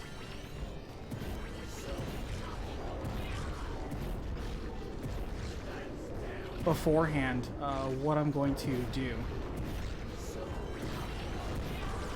See, again. It's like I'm in the firing animation and then I just get hit.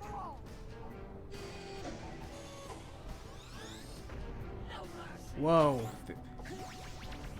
Just... The camera just flipping on me there.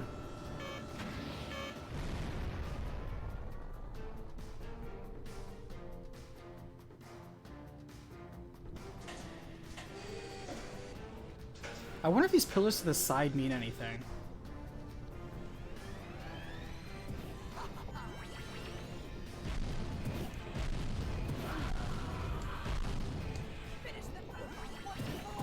Okay, game.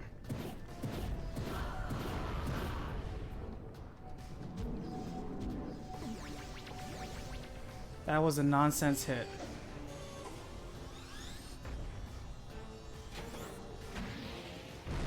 That was an unnecessary hit. I accept. I try to get greedy and fire while in midair to try to get a cheeky hit in. Also, it seemed to take less hits that time. I don't know. Okay, now we know this thing, cover doesn't matter. Oh, Jesus Christ, okay.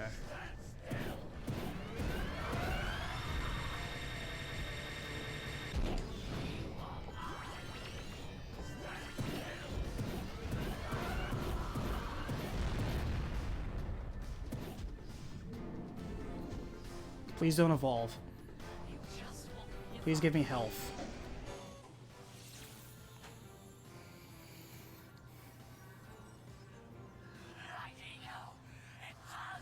Light ego. They must not be allowed to get it! Light ego? That could be the stuff to change me back! Or it might stop that robot. Stay fuzzy, save the world. Choices. Okay, That scene is also in the commercial. save the world, but do it quickly before I change my mind!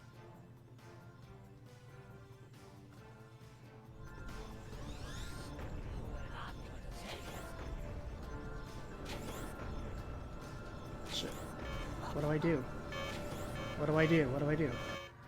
Okay.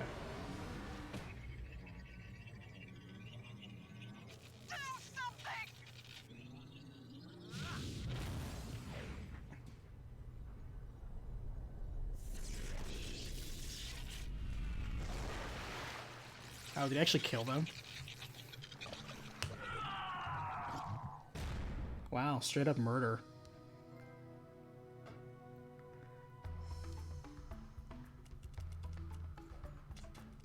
So what was that? 5 tries? That wasn't bad. 5 tries. Look at that, look at that. His close clipping through his head there. Come on, you 10 artist. Do have what it takes to be heroes. But Daxter, now we can't change you back. Don't worry about me, baby. You know what they say. Big things come in small packages. Jack, you have an incredible... Why can't they make White Eco again? All 4 of them are there. Samos, you may have been right about this one after all. And Kira, without your help and ingenuity, That was like a very much a Sonic possible. game ending where it's like, you got the things, now you're Super Sonic and just beat the game. Sage, now that Gaul and Maya are lost. Yes, Gaul and Maya. The Dark Eco probably destroyed them. I've only been wrong about Dark Eco destroying things. Yes. Bring 'em on. We can take 'em again. Right, Jack? I That said, scene was also in the right, commercial. Jack? Wow. Put it on ice, big guy.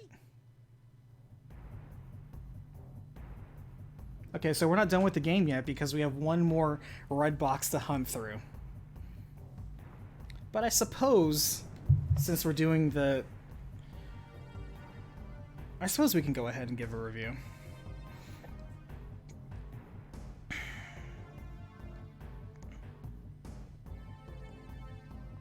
Do I get a secret even though I don't have all of the power cells?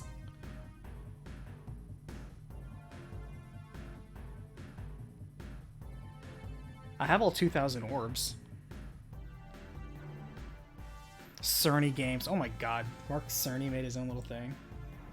The hubris.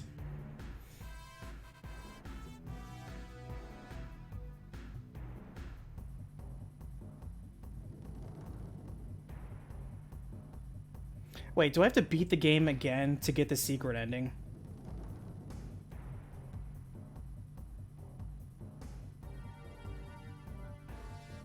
Okay, thank God. I would hate that. That would be such a dick move. Bob Hastings sounds familiar. Kevin Conroy's in this game and they only gave him the fisherman. Disrespectful. So this is an okay tune. God, where do I begin? Where do I begin?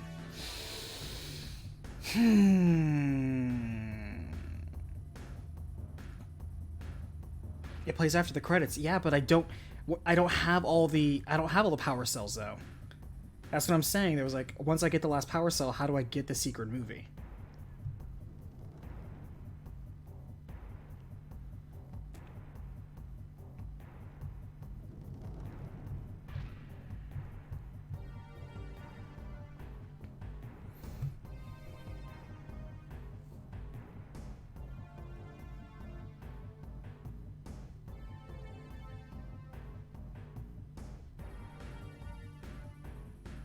It'll explain after the credits? Okay.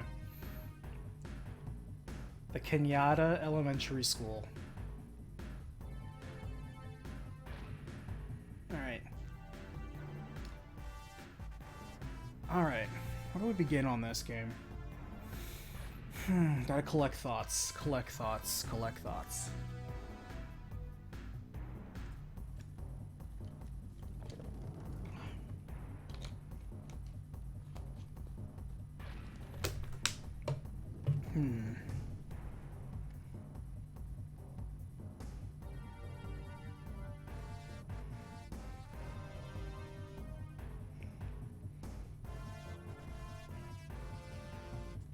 So one thing I'll notice, and I'll just comment on it right now while this music's playing, is that the music in this game is not great.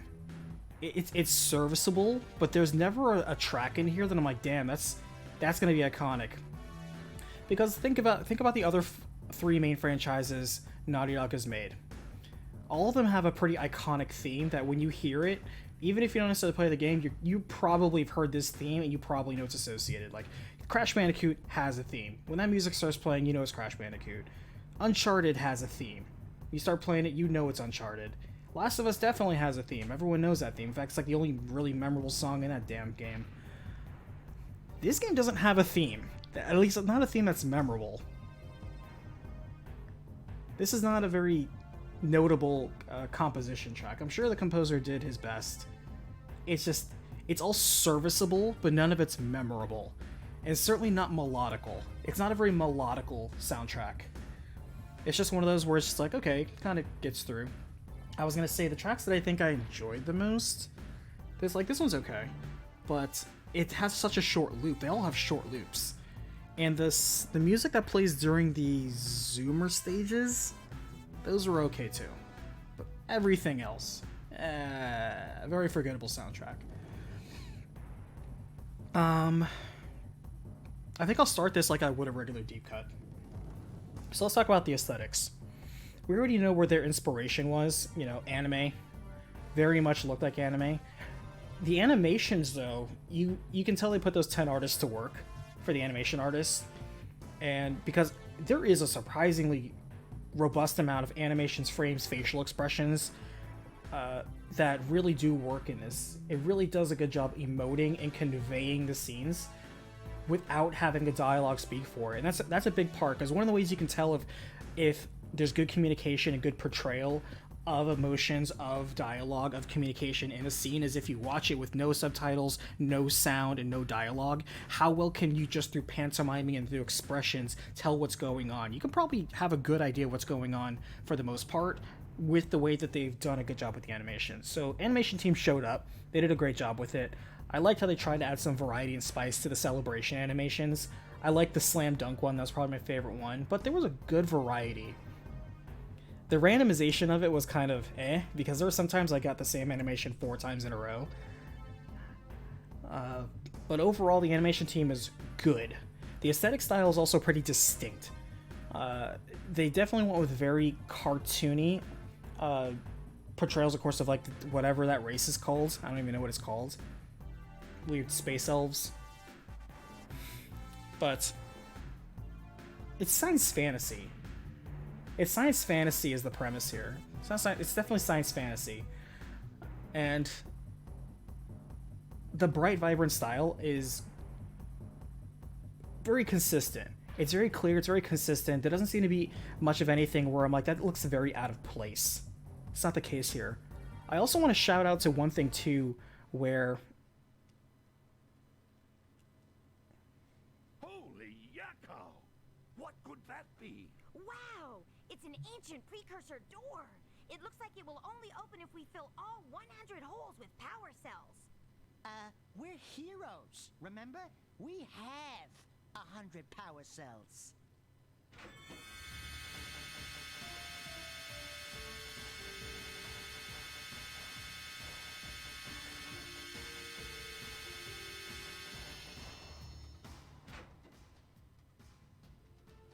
Maybe we're one short.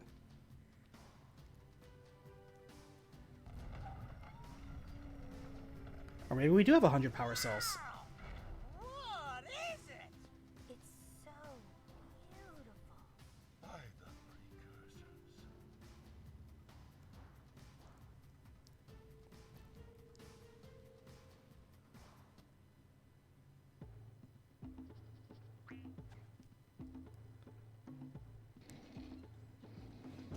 Oh, was that just the stinger? Was that the secret ending, or was it just the sequel bait, or both?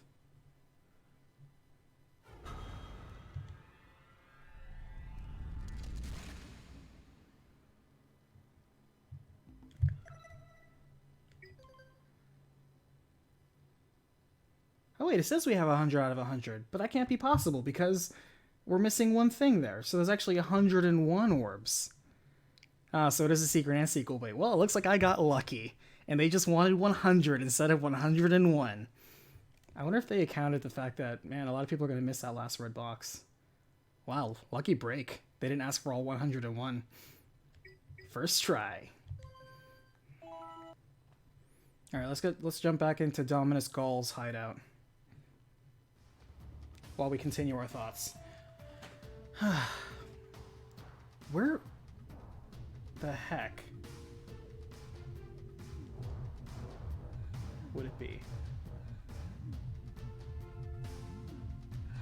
I don't remember like what level we found red boxes in and which one we didn't.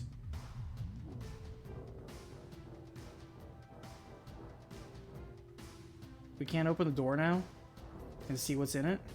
It's clearly a scene there.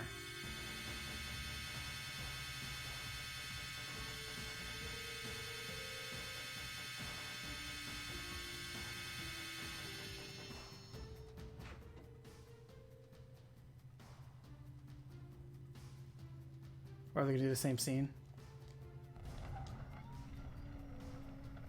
Yeah. I guess so. But anyway, yeah, you can see right here, it's like, this is very expressive. On Daxter, that is. Her, not so much. Him, a little bit. Jack, not very much. They threw all that animation budget into Daxter. Don't run the credits again. Motherfucker. Oh my god, these are unskippable credits. Oh my god, these are unskippable credits. God damn it. Okay, I guess we're continuing our discussion. Because these are unskippable credits. Oh my god, PS2. No, we made this game, and you're gonna appreciate it. Yeah, well, I'm telling you what I'm thinking about it. Okay, so, where was I? Animation and his aesthetics. Oh yeah, one thing I was in the middle of complimenting the game on before I decided to throw an unskippable credit sequence on me that I never asked for,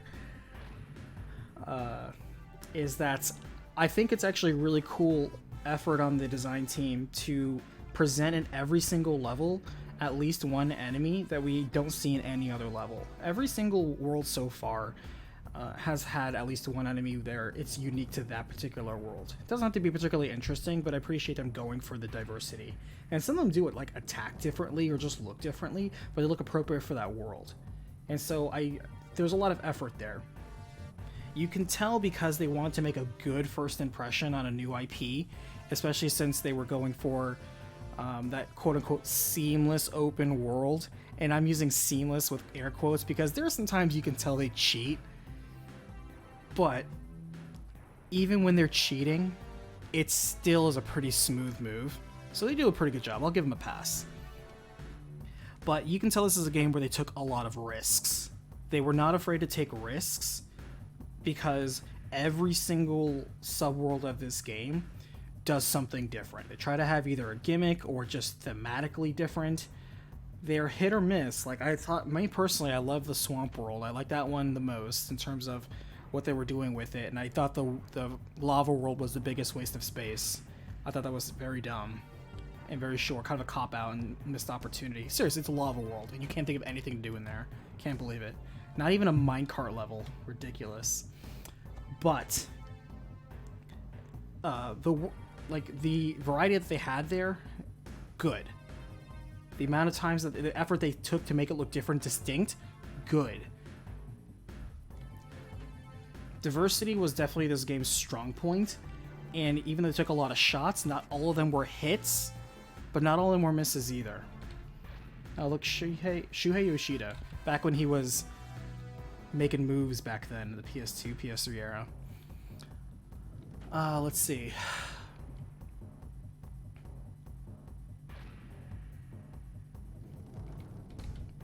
I guess next we can go into the characters. This is a pretty not great story. The entire time was just, okay, Daxter fell into Dark Eco, which again, up until the very end, Shamos is all like, it's gonna destroy everything. It clearly doesn't do that. It just warps people a little bit, but it doesn't even warp them in a bad way because he doesn't shun them. And then we're going the entire way to find the Dark Sage, which is weird that he's called the Dark Sage, and they're surprised he uses Dark Eco, and try to get him to turn him back, even though you kind of know in the beginning, it's like, we're gonna try to. We're probably not gonna succeed, but at least we're gonna try. So you spend the entire game just getting enough power cells from different worlds to power up a zoomer to zip across to basically this point. It's kind of like Half-Life 2 Episode 2, where the entire game is just Gordon Freeman trying to get to the point where he can figure out why he was getting from point A to point B to begin with. It's like that. It was that kind of journey. Not exactly anything to write home about, but because the journey was more important than the destination, it's fine. It's perfectly fine. Most action platformers aren't really well known for their story per se. That's an excuse, but they did package and present this one fairly okay. Not giving it a point for a good story. I wouldn't say this has a good story. This just has a story that services the gameplay. That's about the long and short of it. It's like, all right, this is, get over here, get these, collect this, jump, run, shoot, ride, and get over there. Sometimes you spin jump. And that's all you need to know. Get out there and do it. And there's nothing wrong with that. Nothing wrong with that at all. Speaking of the movement, I'll start this with a compliment. I'll end this with an insult. So, one of the things that this thing was, I said this before earlier, that this was designed very well from the perspective of, you can tell they made a prototype of the mechanics, the moves, the movements, and they challenged themselves. Okay, we want to create as many interesting, unique challenges along the way where you're doing different things constantly. You're almost never repeating the same task in quite the same way. And even then, even the ones that they kind of pseudo-repeat, you're not doing the exact same thing over and over. So they try to do as many things as possible with this engine that they created. And I love that. That is a great move. That is an ace move. Because there are some games, like ones we just recently played, where they just take a prototype and they're like, how many ways can we make you repeat the same exact mechanic over and over and over and just call it different things? Instead of being lazy like that and trying to recycle the same one thing that they did, they took the one thing they did and tried to make it and really use that I don't want to say limited tool set, but it kind of is because they made the engine from scratch, and create a variety of things to do. Like, they even tried to make a fishing minigame. That's cool. I appreciate them. They had a vehicle section. That actually wasn't bad. It wasn't too much in your face, and it wasn't bad. Now, on that note, just like almost all the other Naughty Dog games so far, this game has a lot of rough edges. This game has a lot of rough edges with its movement, a lot of rough edges with its AI, a lot of rough edges with its platforming. A lot of rough edges. There are a lot of good ideas, but there's a lot of rough edges. I can presume that they smooth them out a little bit more in Jak 2 and Jak 3, but you can tell this is like a very rough game. I don't want to say very rough. There's polish, but there's not necessarily polish on the mechanics side. Again, 2 programmers, 10 artists. That's not where their focus was. After everybody was done with Crash Team Racing, then they threw him onto this project when I was doing some research on this. Okay, let's not run into that cutscene again. And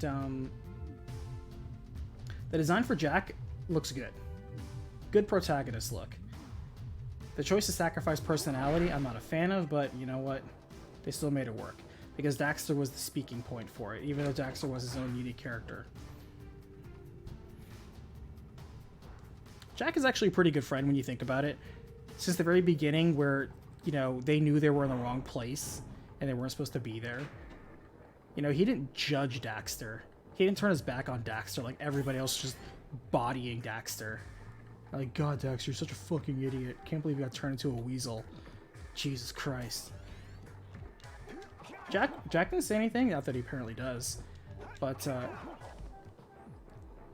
he's willing to help his friend Daxter, judgment free. He does all this sort of shenanigans and nonsense.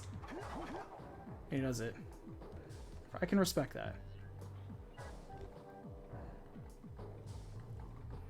Okay, where are we going to get this last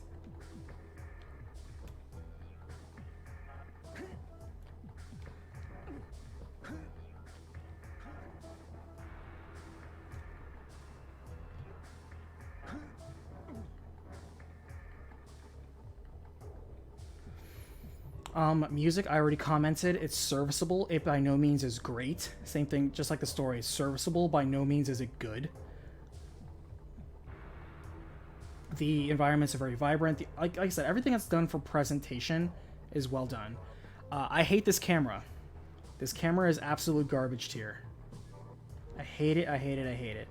Like I said, there have been so many times where I've died due to the camera more than anything. This camera isn't even good by 2000 standards. This camera is not even good by like 1997 standards. This is just such a bad camera. I'm told, Zaki, you've mentioned it, where apparently they do fix it in the remake. Good for the remake. Or remaster, I should say. The remaster. Good for the remaster. But, you know, I'm judging this version that I'm playing here. I'm judging the original creation that everybody fell in love with and started the franchise. Let's see. What else can we talk about?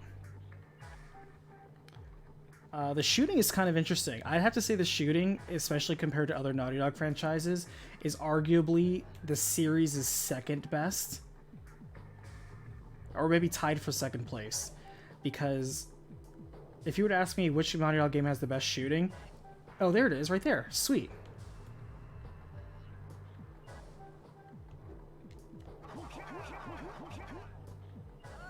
Missed it. But at least we see it. So it's on one of these outer edges. Nice. It was literally right here the entire time. Wow, just by me standing here and talking, we ran into it. How lucky.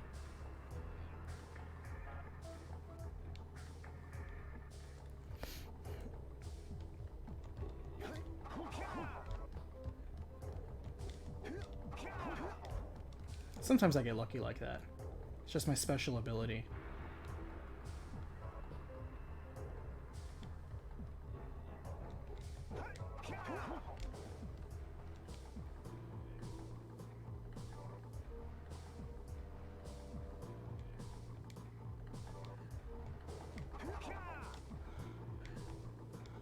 Oh, survived. Where was it?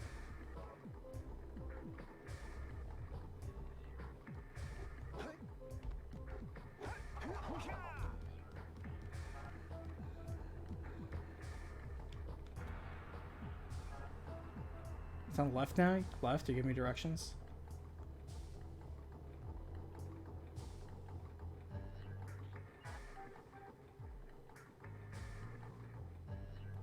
I'm not seeing it.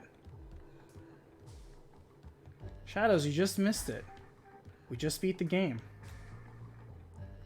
I'm in the middle of giving my review right now. I'm not seeing it. Is it up? No, it's not there.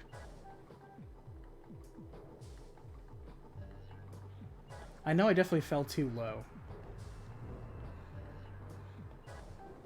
Oops.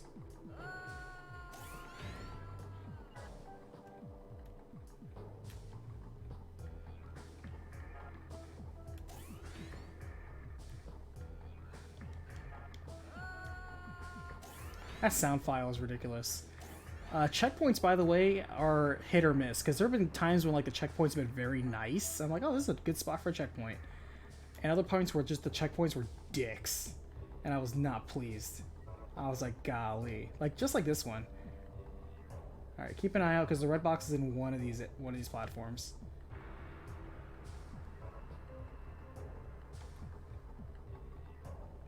Because I know we saw it from here.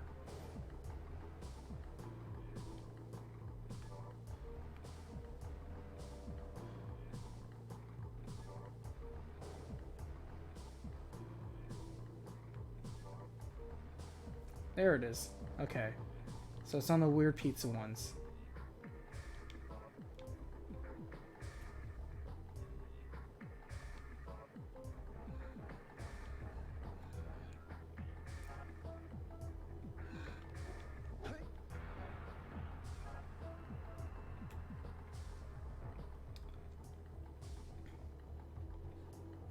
I won't ever say a game has charm, quote unquote, because to me, saying a game has charm is like people say and use the word charm usually not in the context of it actually having charm, quote unquote. Usually they use charm because they know it's bad and they just want to make excuses for why they like it. That's usually the way it happens. It's like when you talk to a girl and you're like, oh, how was she? And you're like, you know, she's like ugly, but you don't want to say that, so you say she has a nice personality. Same way.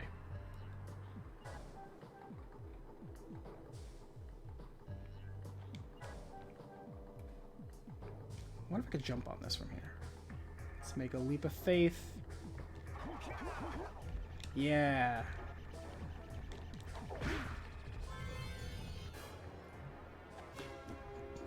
Do I get my platinum?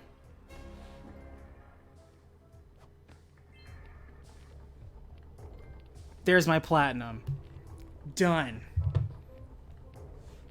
Stick a fork in it. We 100% completed this game.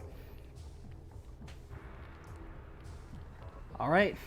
You know what to do, Zaku. You know my address. Send me my package.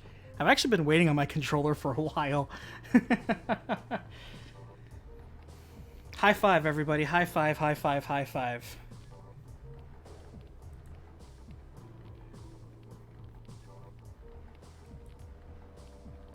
Everybody gets +1 credit now for the tally on game completion. So I'm gonna set up a little scoreboard. It's not really competition, but it's a credit check on like, all right, I have attended the ending of this many. Or was I bribed? I can't say I was bribed, but I took a bet. I took a bet to have a debt cleared.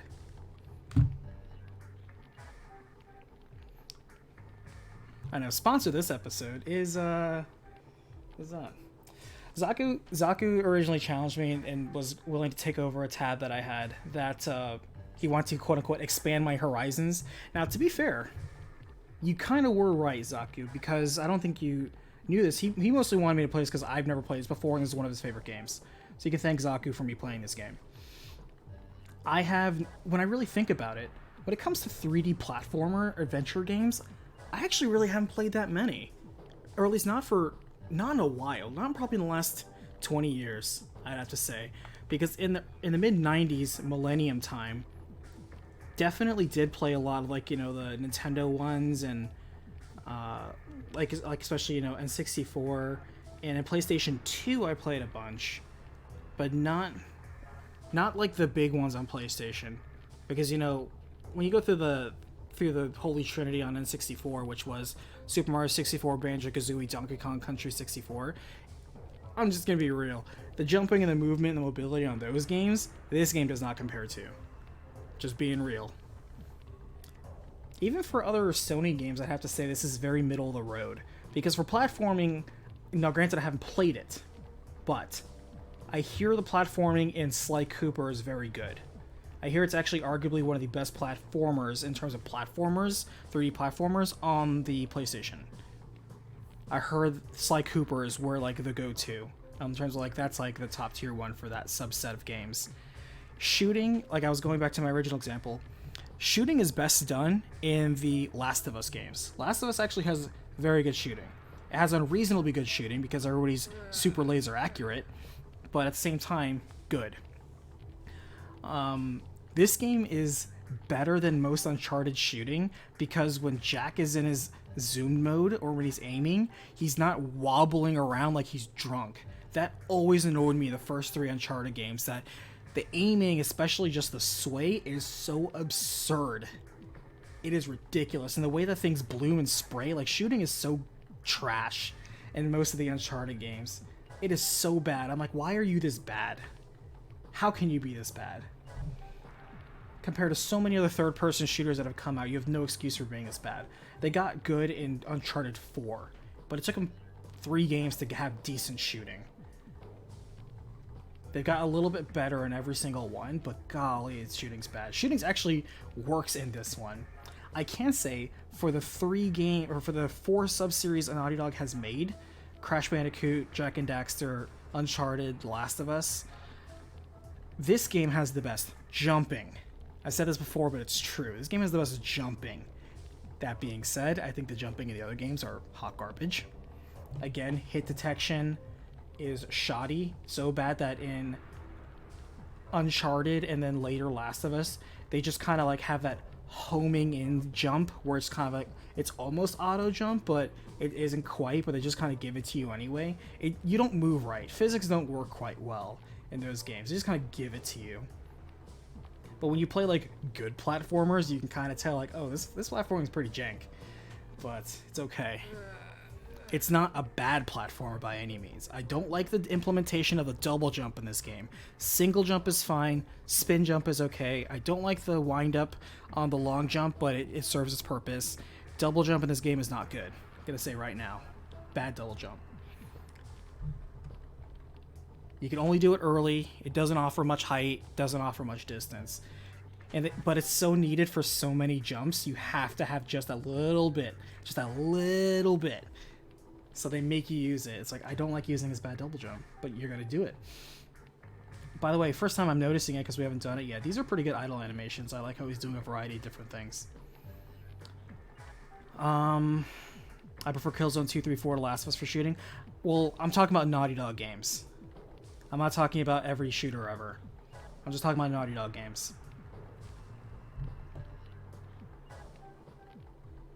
There have been two things that I always said Naughty Dog isn't very good at. And the first one is AI. They've never gotten AI right. They technically still haven't gotten AI right. The AI that's in The Last of Us Part 2 is the same AI that's in this game. It is so primitive and basic. They never figured out AI. But in Jak and Daxter, you can get away with it. There have been some weird balances that I always kind of wonder. Like, the idea of empowering Eco is a cool thing for this game, just a cool gimmick to have. The red one is the one that makes the least sense to me. Especially where it's like, oh, you can kill most things in one hit. With the exception of, like, 3 enemies, you kill everything in one hit anyway. It's kind of a moot point, and you see it so seldomly, it's really not a game changer. Many of the times where you have to go through and get red Eco, unless you were, like, the shield guy on Snow Mountain, you didn't really need it, ever.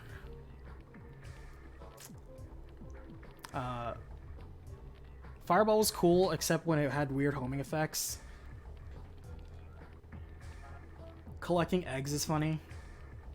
Collecting batteries is just kind of a weird nonsense thing, but I'm okay with it. So, overall, I don't know if I have any other points to bring up, honestly. I think I mostly talked about it along the game. Are there anything you guys can think of? Any questions you guys have? Or anything I'm missing in terms of what my thoughts are on this game? Before I give my final sum-up review. I guess we can actually exit this real fast. Yeah, look at that. 100%. It is satisfying, by the way, to see 100%. Or in this case, 101 out of that. But yeah, 100%. Feels good.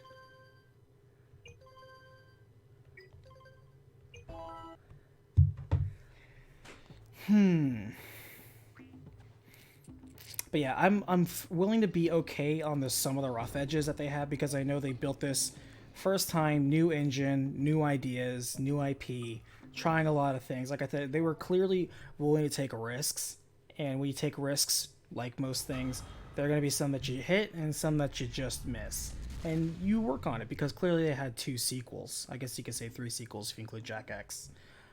I don't know if Jak X has a story that's related to all this. But, yeah. The Level of the Worlds was good. I liked the beach. The beach was also a really good way to set up expectations for, hey, you're going to have a lot of different variety of ways you're going to accomplish getting these orbs, which, again, I like. Oh, one thing I do want to point out. One of my favorite things I liked, actually, about the jumping, which I think was weird, is when you get on the, what is it called? The Flut Bird?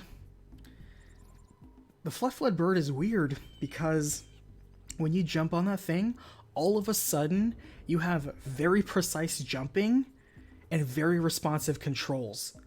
You're like, holy crap, like if your controls and jumping was as good as when you were on the Flut Bird throughout this game, I would be like, damn, this is some really precise platforming. This is really sharp, responsive controls. Tight. but they don't do it. And so when I saw that they could do it, but they chose not to, I kind of can't be too harsh, because that means they're not being dumb with their design. It was a deliberate choice to make it the way that they did. I may not agree with some of it, but it was by design. Because again, the Fly Float Bird proves that yes, they could have tighter, nicer, better controls for the platforming. They just, for some bizarre reason, chose to make Jack a little bit more sluggish. By the way, Fly Float Bird is probably one of my favorite parts too. I really like that. I liked when they lightly mixed in the zoomer stages. You can tell we're going for variety, where it's like, hey, we're gonna have a little bit of vehicle section. Once or twice we ride something. Sometimes we do a sliding thing. Like there's a lot of variety here, and that's a great thing. They got a lot of ideas on the table. They clearly want to throw everything in the kitchen sink out. This follows the very good design philosophy, where you should design every game like it's gonna be your last. Granted, they're cheeky because they put that sequel bait at the end, which I don't like. I don't like when they put sequel bait at the end of a game, but clearly it worked. Their gamble worked. A lot of good games. They did choose to focus a little bit more on presentation than mechanics that I would have preferred, but the mechanics they had, they stretched into imaginative ways that added a good amount of diversity and really set this apart from a lot of other 3D platformers. 3D platformers that, by the way, in the PS2 era, when I was in the PS2 era, I was playing almost exclusively action games, RPGs, and especially RPGs. Jesus Christ, like over 100 RPGs, easy. And because that was when I was really getting into things, and I jumped into the PS2 late because I was in the middle of doing college and prepping for that. I was in the middle of college, but when PS2 was really hitting its main ways, because PS2 came out in 2000, but I didn't get mine till like 2003 or 4, so I got like the middle of the cycle. And when I jumped in the middle of the cycle, there were a lot of games for me, and I was balancing school but playing a ton of PS2. That was my thing, and I was just playing constantly RPGs, horror games, and action games. Pretty much everything on the PS2 that was horror, I played. I'm pretty sure I have every single horror game except for like the very, very rare ones that never came out in like Japan only, obviously. Like I have the obscure ones, like Obscure, and Rule of Rose, obviously, like Clock Tower 3, Resident Evil, of course, Silent Hills, all of them. But yeah, that was mostly what I played. I did not really play Haunting Ground. That's another one. Actually, I added that recently to the queue because I realized, I was thinking, like, I haven't put enough horror games out there. It's October in a couple of days. And I was like, oh, I need to think of something horror related. I don't necessarily want to do Silent Hill, because Silent Hill is a mess of continuity and canon issues that I don't necessarily want to jump into if you're trying to recap it from a story perspective. And but there are a couple of actually, I got commissioned to do a project that thematically fits in with October anyway, so I'll surprise you. It's a game I've never heard of, but it's made by somebody I have heard of, which is interesting. But yeah, Haunting Grounds was another one. Haunting Grounds, I think, was very cool. Haunting Grounds was the failed attempt to make Resident Evil 4, I think the second time. Because the first time when they made Resident Evil 4 and they decided to scrap the project, they turned into Devil May Cry. Second time they made Resident Evil 4 and scrapped the project, they turned into Haunting Ground. And the third time they made Resident Evil 4, they scrapped it and they made anything out of it. Although the themes that are in it are in Village. So that's why when I saw Village the first time, I thought that was Resident Evil 4 Remake. I'm like, oh my god, they're bringing back all the supernatural stuff they cut in the original version. Nope, that's still cut, more or less. I still think Village may have started as Resident Evil 4 Remake. And then, of course, Resident Evil 4 the fourth times was the charm, and that was the version we got. So, Jak and Daxter. This game is still fun in 2020. Zaku, thank you for the recommendation. Where do we rate this? Have a good night, everybody. Or, yeah, he was saying good night. I'm not out yet. Where do we rate this? My rating scale, as you remember, is A, B, C, D, and F, where C is average, D is below average, B is above average, A is like top tier, excellent, genre defining, and then F is just complete failure. And keep in mind you can have nuances like B minus, D plus, things like that. Where do we rate this?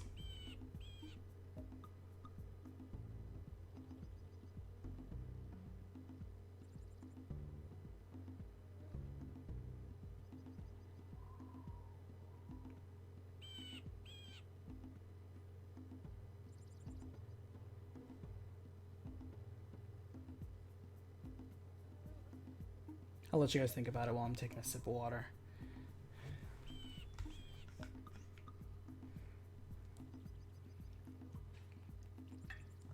C plus, B minus. You guys know me very well if you're guessing that, because that is exactly the ballpark I'm thinking. It's a very C plus, B minus.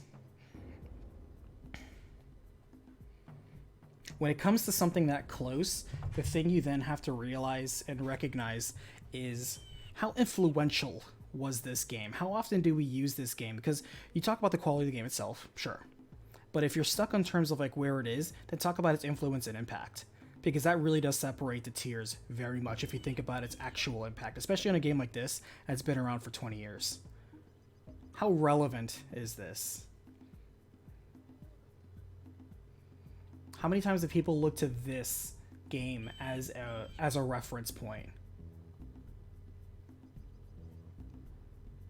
And because of that, tipping the way that it is, especially since we're playing the PS2 version, I'd have to say, I'm leaning towards C+. This is a C+ game. Average, but on the very high side of average. A lot of good ideas, a lot of risk taken, a lot of rough edges, though, that bring it down. And a lot of things that are not very memorable and mistakes that I would not like for them to repeat, but apparently get better as the series goes on. Jak 2 and Jak 3 might be in that B tier. But Jak and Daxter, the original one, C+. Fun game, though. Remember, C doesn't mean in any way that it's bad. This is a good game. I would recommend people do play it. I had a lot of fun. I would also say, since we're also here, where does this rank in terms of fun, fascinating, and fulfilling? Oh, Griffin, they dropped the direction in Jak 2? Well, geez, if it gets dropped, then golly. Then, yeah, you're right. This C+ is perfect then. Thanks for reinforcing that. Okay, so was this game fun? Yes. This game was very fun. Even the parts that I was getting annoyed at, the thing I think helped the most, and I don't know if it's because I was playing on a PS4, but you're back in the action like that. It isn't like, yes, there were some checkpoints that I didn't like, but for the most part, you're back in the action very quickly. And I really appreciate they don't count lives here. If they counted lives here, I would not like it. The balance, by the way, on the greed eco, getting 50 to get one cell, that's not a good ratio. They should have lowered that to something like 25 or 30. 50 was too much. Let's see. Was this fascinating? Not really. There's not too much to really discuss here. You can compliment it on its good design points and a couple of its rough edges, but past that, there's really not much to write home about on Jak and Daxter. There certainly are a lot of character platformers, and this one does stand above many of them. Again, this is a very high average game, very high average. But other than it being like a personal favorite of some of you, or especially like Zaku, if you didn't play this game, I wouldn't necessarily say you missed much, because there are much better platformers out there, and much better platformers in general, but also games that have these same design philosophies but done in a better way. But Jak and Daxter, did a good job for itself. So I wouldn't say it's that fascinating. I wouldn't say like I would start up a conversation point where it would be like, hey, so I played Jak and Daxter. Oh, what'd you think? Oh, I had a lot of fun. Okay, cool. And that would probably be the long and short of it. I don't know if there's really much to talk about in terms of like the story, the characters, the world even.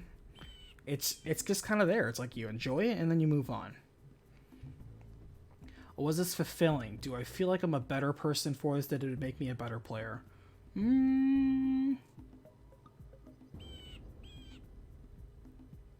I'll say yes.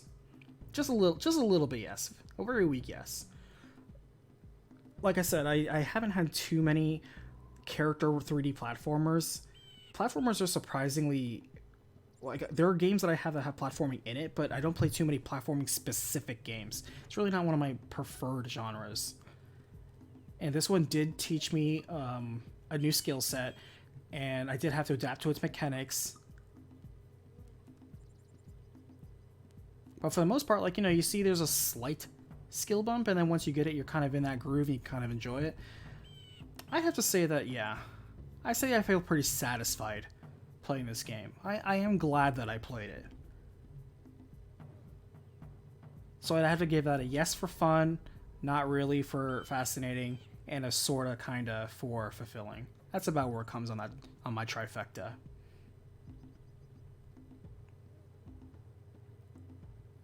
And that is Jak and Daxter.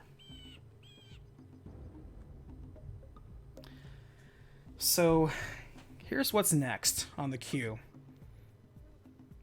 Originally, I was going to play, even before like Jak and Daxter and I took this, I was originally going to play, and I still do, it's still loaded and I still want to play it, Plague Tale Innocence. Again, I keep hearing nothing but excellent things about the story. I want to experience it. I hear it's also not super long. But I'm really curious how Star Wars Squadrons comes out. I'm going to wait. This is going to be one of the few times where I'm so cautious because EA and Star Wars, it's better to be cautious. So far, they do not have a track history where it's rewarded the people jumping in early on those games. None of their games have been good that way. All their games have been better later. And I want to see, is this a game that's worth picking up in the first week? If it is, we'll play it. If not, I'm going to wait for it to be... Actually, wait a minute. EA Play, when does that join Xbox Game Pass? Is Star Wars Squadrons going to be part of Game Pass? I have to look this up now, because remember, EA Play, the basic version, which still allows you to play the first 10 hours of a game, if this game is shorter than 10 hours, which it very well may be, then maybe we can actually play it for free. Hold on, let me check this up.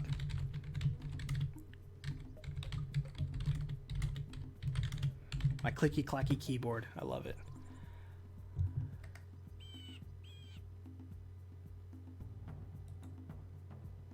I'm glad a lot of people have the same exact idea that I do.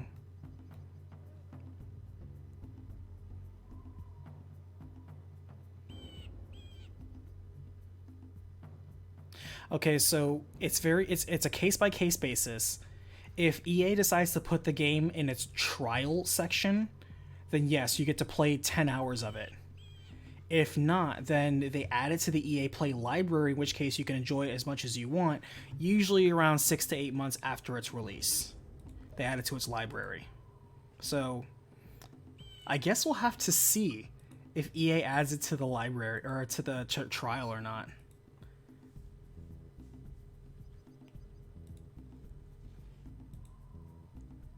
If it's part of trial, then yes.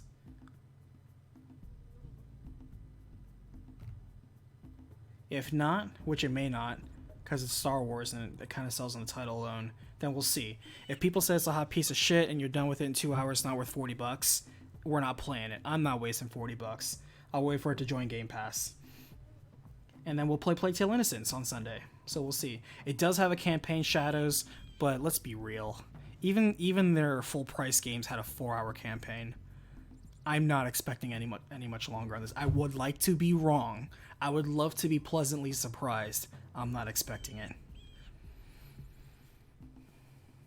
By the way, how'd you guys like Jak and Daxter? You heard my opinion. What did you guys think? Did you like it? Were you experiencing it for the first time?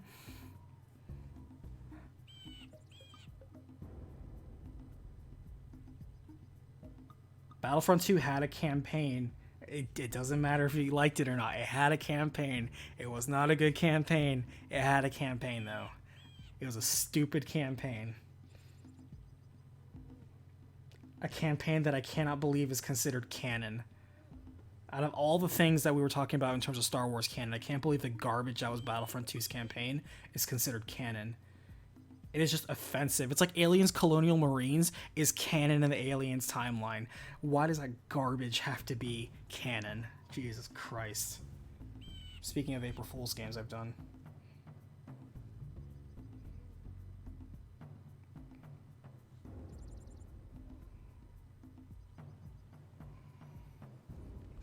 Griffin, you played Jack and Daxter a lot as a kid, and so you have nostalgia glasses for this game.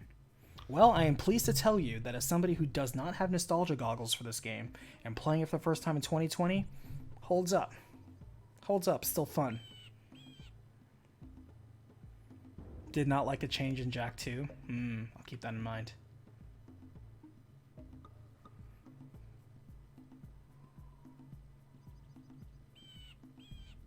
It'd be like me playing Donkey Kong 64 again. Like, when that game first came out, I did do 101% of that game. I collected all 1,000 bananas, got all those damn DK coins and banana fairies and all that shit. I was more tolerant of collectathons like we all were because we're all kids and we have all this time. I would not want to necessarily do that. I would probably hate that right now. I don't think that game would have aged well. This game had collectibles, but the collectible... Oh, yeah, that's another good thing that I want to point out. It doesn't change the score, but it's a good thing I want to point out. I do appreciate how this game's collectibles, they're almost all on the path of you doing the gameplay anyway. Not a single point in this game felt like filler that was stupid. There were some dumb levels, there were some things that I felt were padding out time, like the checkpoints, but for the most part, this was a well-paced game.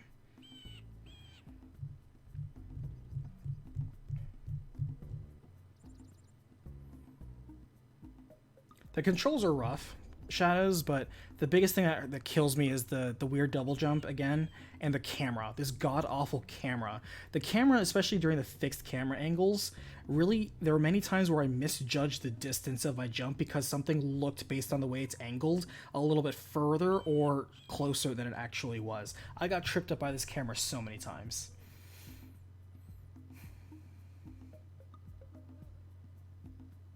And yeah, because this was... You know, there weren't too many 3D platforming out there. I think a lot of people were more tolerant of it. I mean, people liked Spyro's controls, and I hated Spyro's controls. Spyro controlled like a truck. Like a very clumsy truck. I did not like Spyro's controls. That's why when I first played Spyro, I was in and I was hard out. I was like, I do not like the way this game drives. It drives like garbage. That's why when our coworker that one time, she loved it. I was like, I'm not going to say anything because you're a good worker. And I don't want to crush this game that you love, and I'm going to just let you enjoy it. Let you enjoy that sandwich. I did not like that sandwich. And I have Spyro on here, actually. I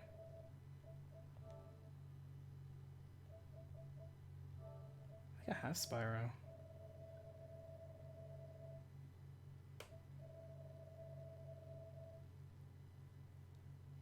Order 1886. Man, that's a game that needs a sequel. I liked that game. Yes, that game had a really short 8-hour campaign, but damn, that was a solid campaign. Terrible boss fights, but solid campaign. 1886, man. That game got graphics. 1886 was so good. I liked it. What was I looking up? Oh, sorry, Spyro.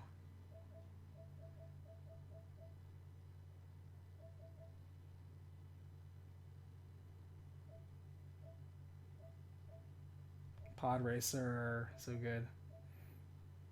Yeah, Spyro, I got Spyro right there. And I will probably never play this. Yeah, Order was well paced. All killer, no filler. Excellent gameplay. Excellent gameplay. You want good shooting on the PlayStation 4? Damn, that was a good third-person shooter. Holy shit. That was good. That was Gears good. People called it Gears of Yore at the time. I think that's actually more of a compliment than a joke. That was a solid game. Guns were great. Gameplay was great. Level designs were great. Visuals were great. Bosses were terrible. But damn, that game was solid. It's a short game, easy platinum. That game was excellent, though. I really enjoyed that. That's a game I would not mind playing again. But all right, yeah. Let's go ahead and revel in our platinum there. Iceborne content coming out next week. Delicious. Look at that beautiful platinum. 16%, huh? That's surprising. We beat this game in like what, 25 hours, 26 hours? That's not bad for a first time blind 100% playthrough. Story more interesting than Gears. The premise has a lot of potential. They also made the sequel bait mistake. Gears has a pretty okay story. Hey, you're right. It's not a strong story. It's an okay story.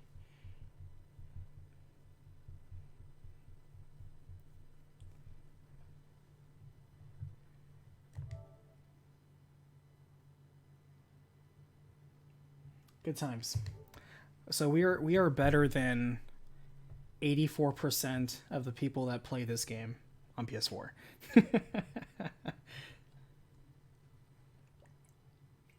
That was one of the tricks to the bet too, by the way, where I would only agree to platinum a game of his choosing, but I said one condition is it has to be a game that I can safely stream, because I don't want to have any, questionable games. And I want to have a game where the completion rate for the platinum was at least 10%, because we've platinumed games that were less than that. I mean, look, we 100%ed Crosscode. We were top 1%, like 1.5%, 2% in that game. We were top 2% in that game. Nobody else really 100% in that game. We 100% of that game. I didn't enjoy that experience, but we still did it. But I'm like, if it's like 10%, most games that I 100%, I like to say I'm in the top 10%. And this is another one where we can say that pretty safely.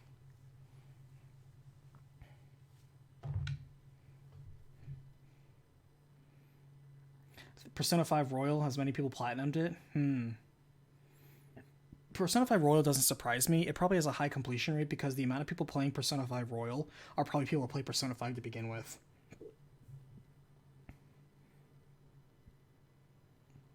Okay. I think that's it for tonight, Gotta cut out a little bit early. There's nothing really I want to do for 30 minutes. I don't want to talk everyone's ears off. But I do want to thank all of you for joining me on this journey of discovery. I'm glad some of you could relive some memories again. I hope I was at least a little bit entertaining. I'm glad I got to meet some of you a little bit better, and some of you sticking around. Griffin, it was a pleasure having you be a co-pilot for many parts of it. Appreciate you. Sam, you're often always there and early. Appreciate you. Awesome. Thanks for jumping in as often as you did. Dark, Shadows, I know you guys are always coming around and lurking, so thank you. And yeah, I'll set up the tally next time, and I'll review chat here to double check who was here, and we'll see how it goes. It's completely superficial, but I want to check it. All right, so do you platinum all your games? I do not. I used to be that type of person where I 100%ed like most of my games, so by the time I really started getting into PlayStation games again, more than say Xbox, because Xbox, like my Xbox gamer score is like 190,000, and you get like 1,000 points for completing a game. So I've completed almost 200 games on there, easy. Not that many, but definitely at least 130, I think, and the rest are just partials. But definitely at least 120, 130 games I've completed on Xbox. And then on PlayStation, not as many. Because most of the time, because in PlayStation 2, which was when I really played a lot of PlayStation, there wasn't that trophy system. PlayStation 3, I didn't play anywhere near as much. My PlayStation 3 library is probably my smallest library of the last few gens. Very small. And PS4, hit or miss. It's very hit or miss. But I am, picking up the backlog like everyone else, and if I have the opportunity to recap it, yes, I'll recap it. And try to, if I recap something that I'm also playing, then I will try to, if it's not too inconvenient. It depends. It's all a time constraint. But there are many games that I have under my belt. Humble brag. All right, but thank you again, everyone, for joining. We are going to see what the lineup's going to be on Sunday. It could be Plague Tale Innocence. It could be Star Wars. We will see. But until next time, I'm Money Black Mage, and I'll see you on the next battlefield.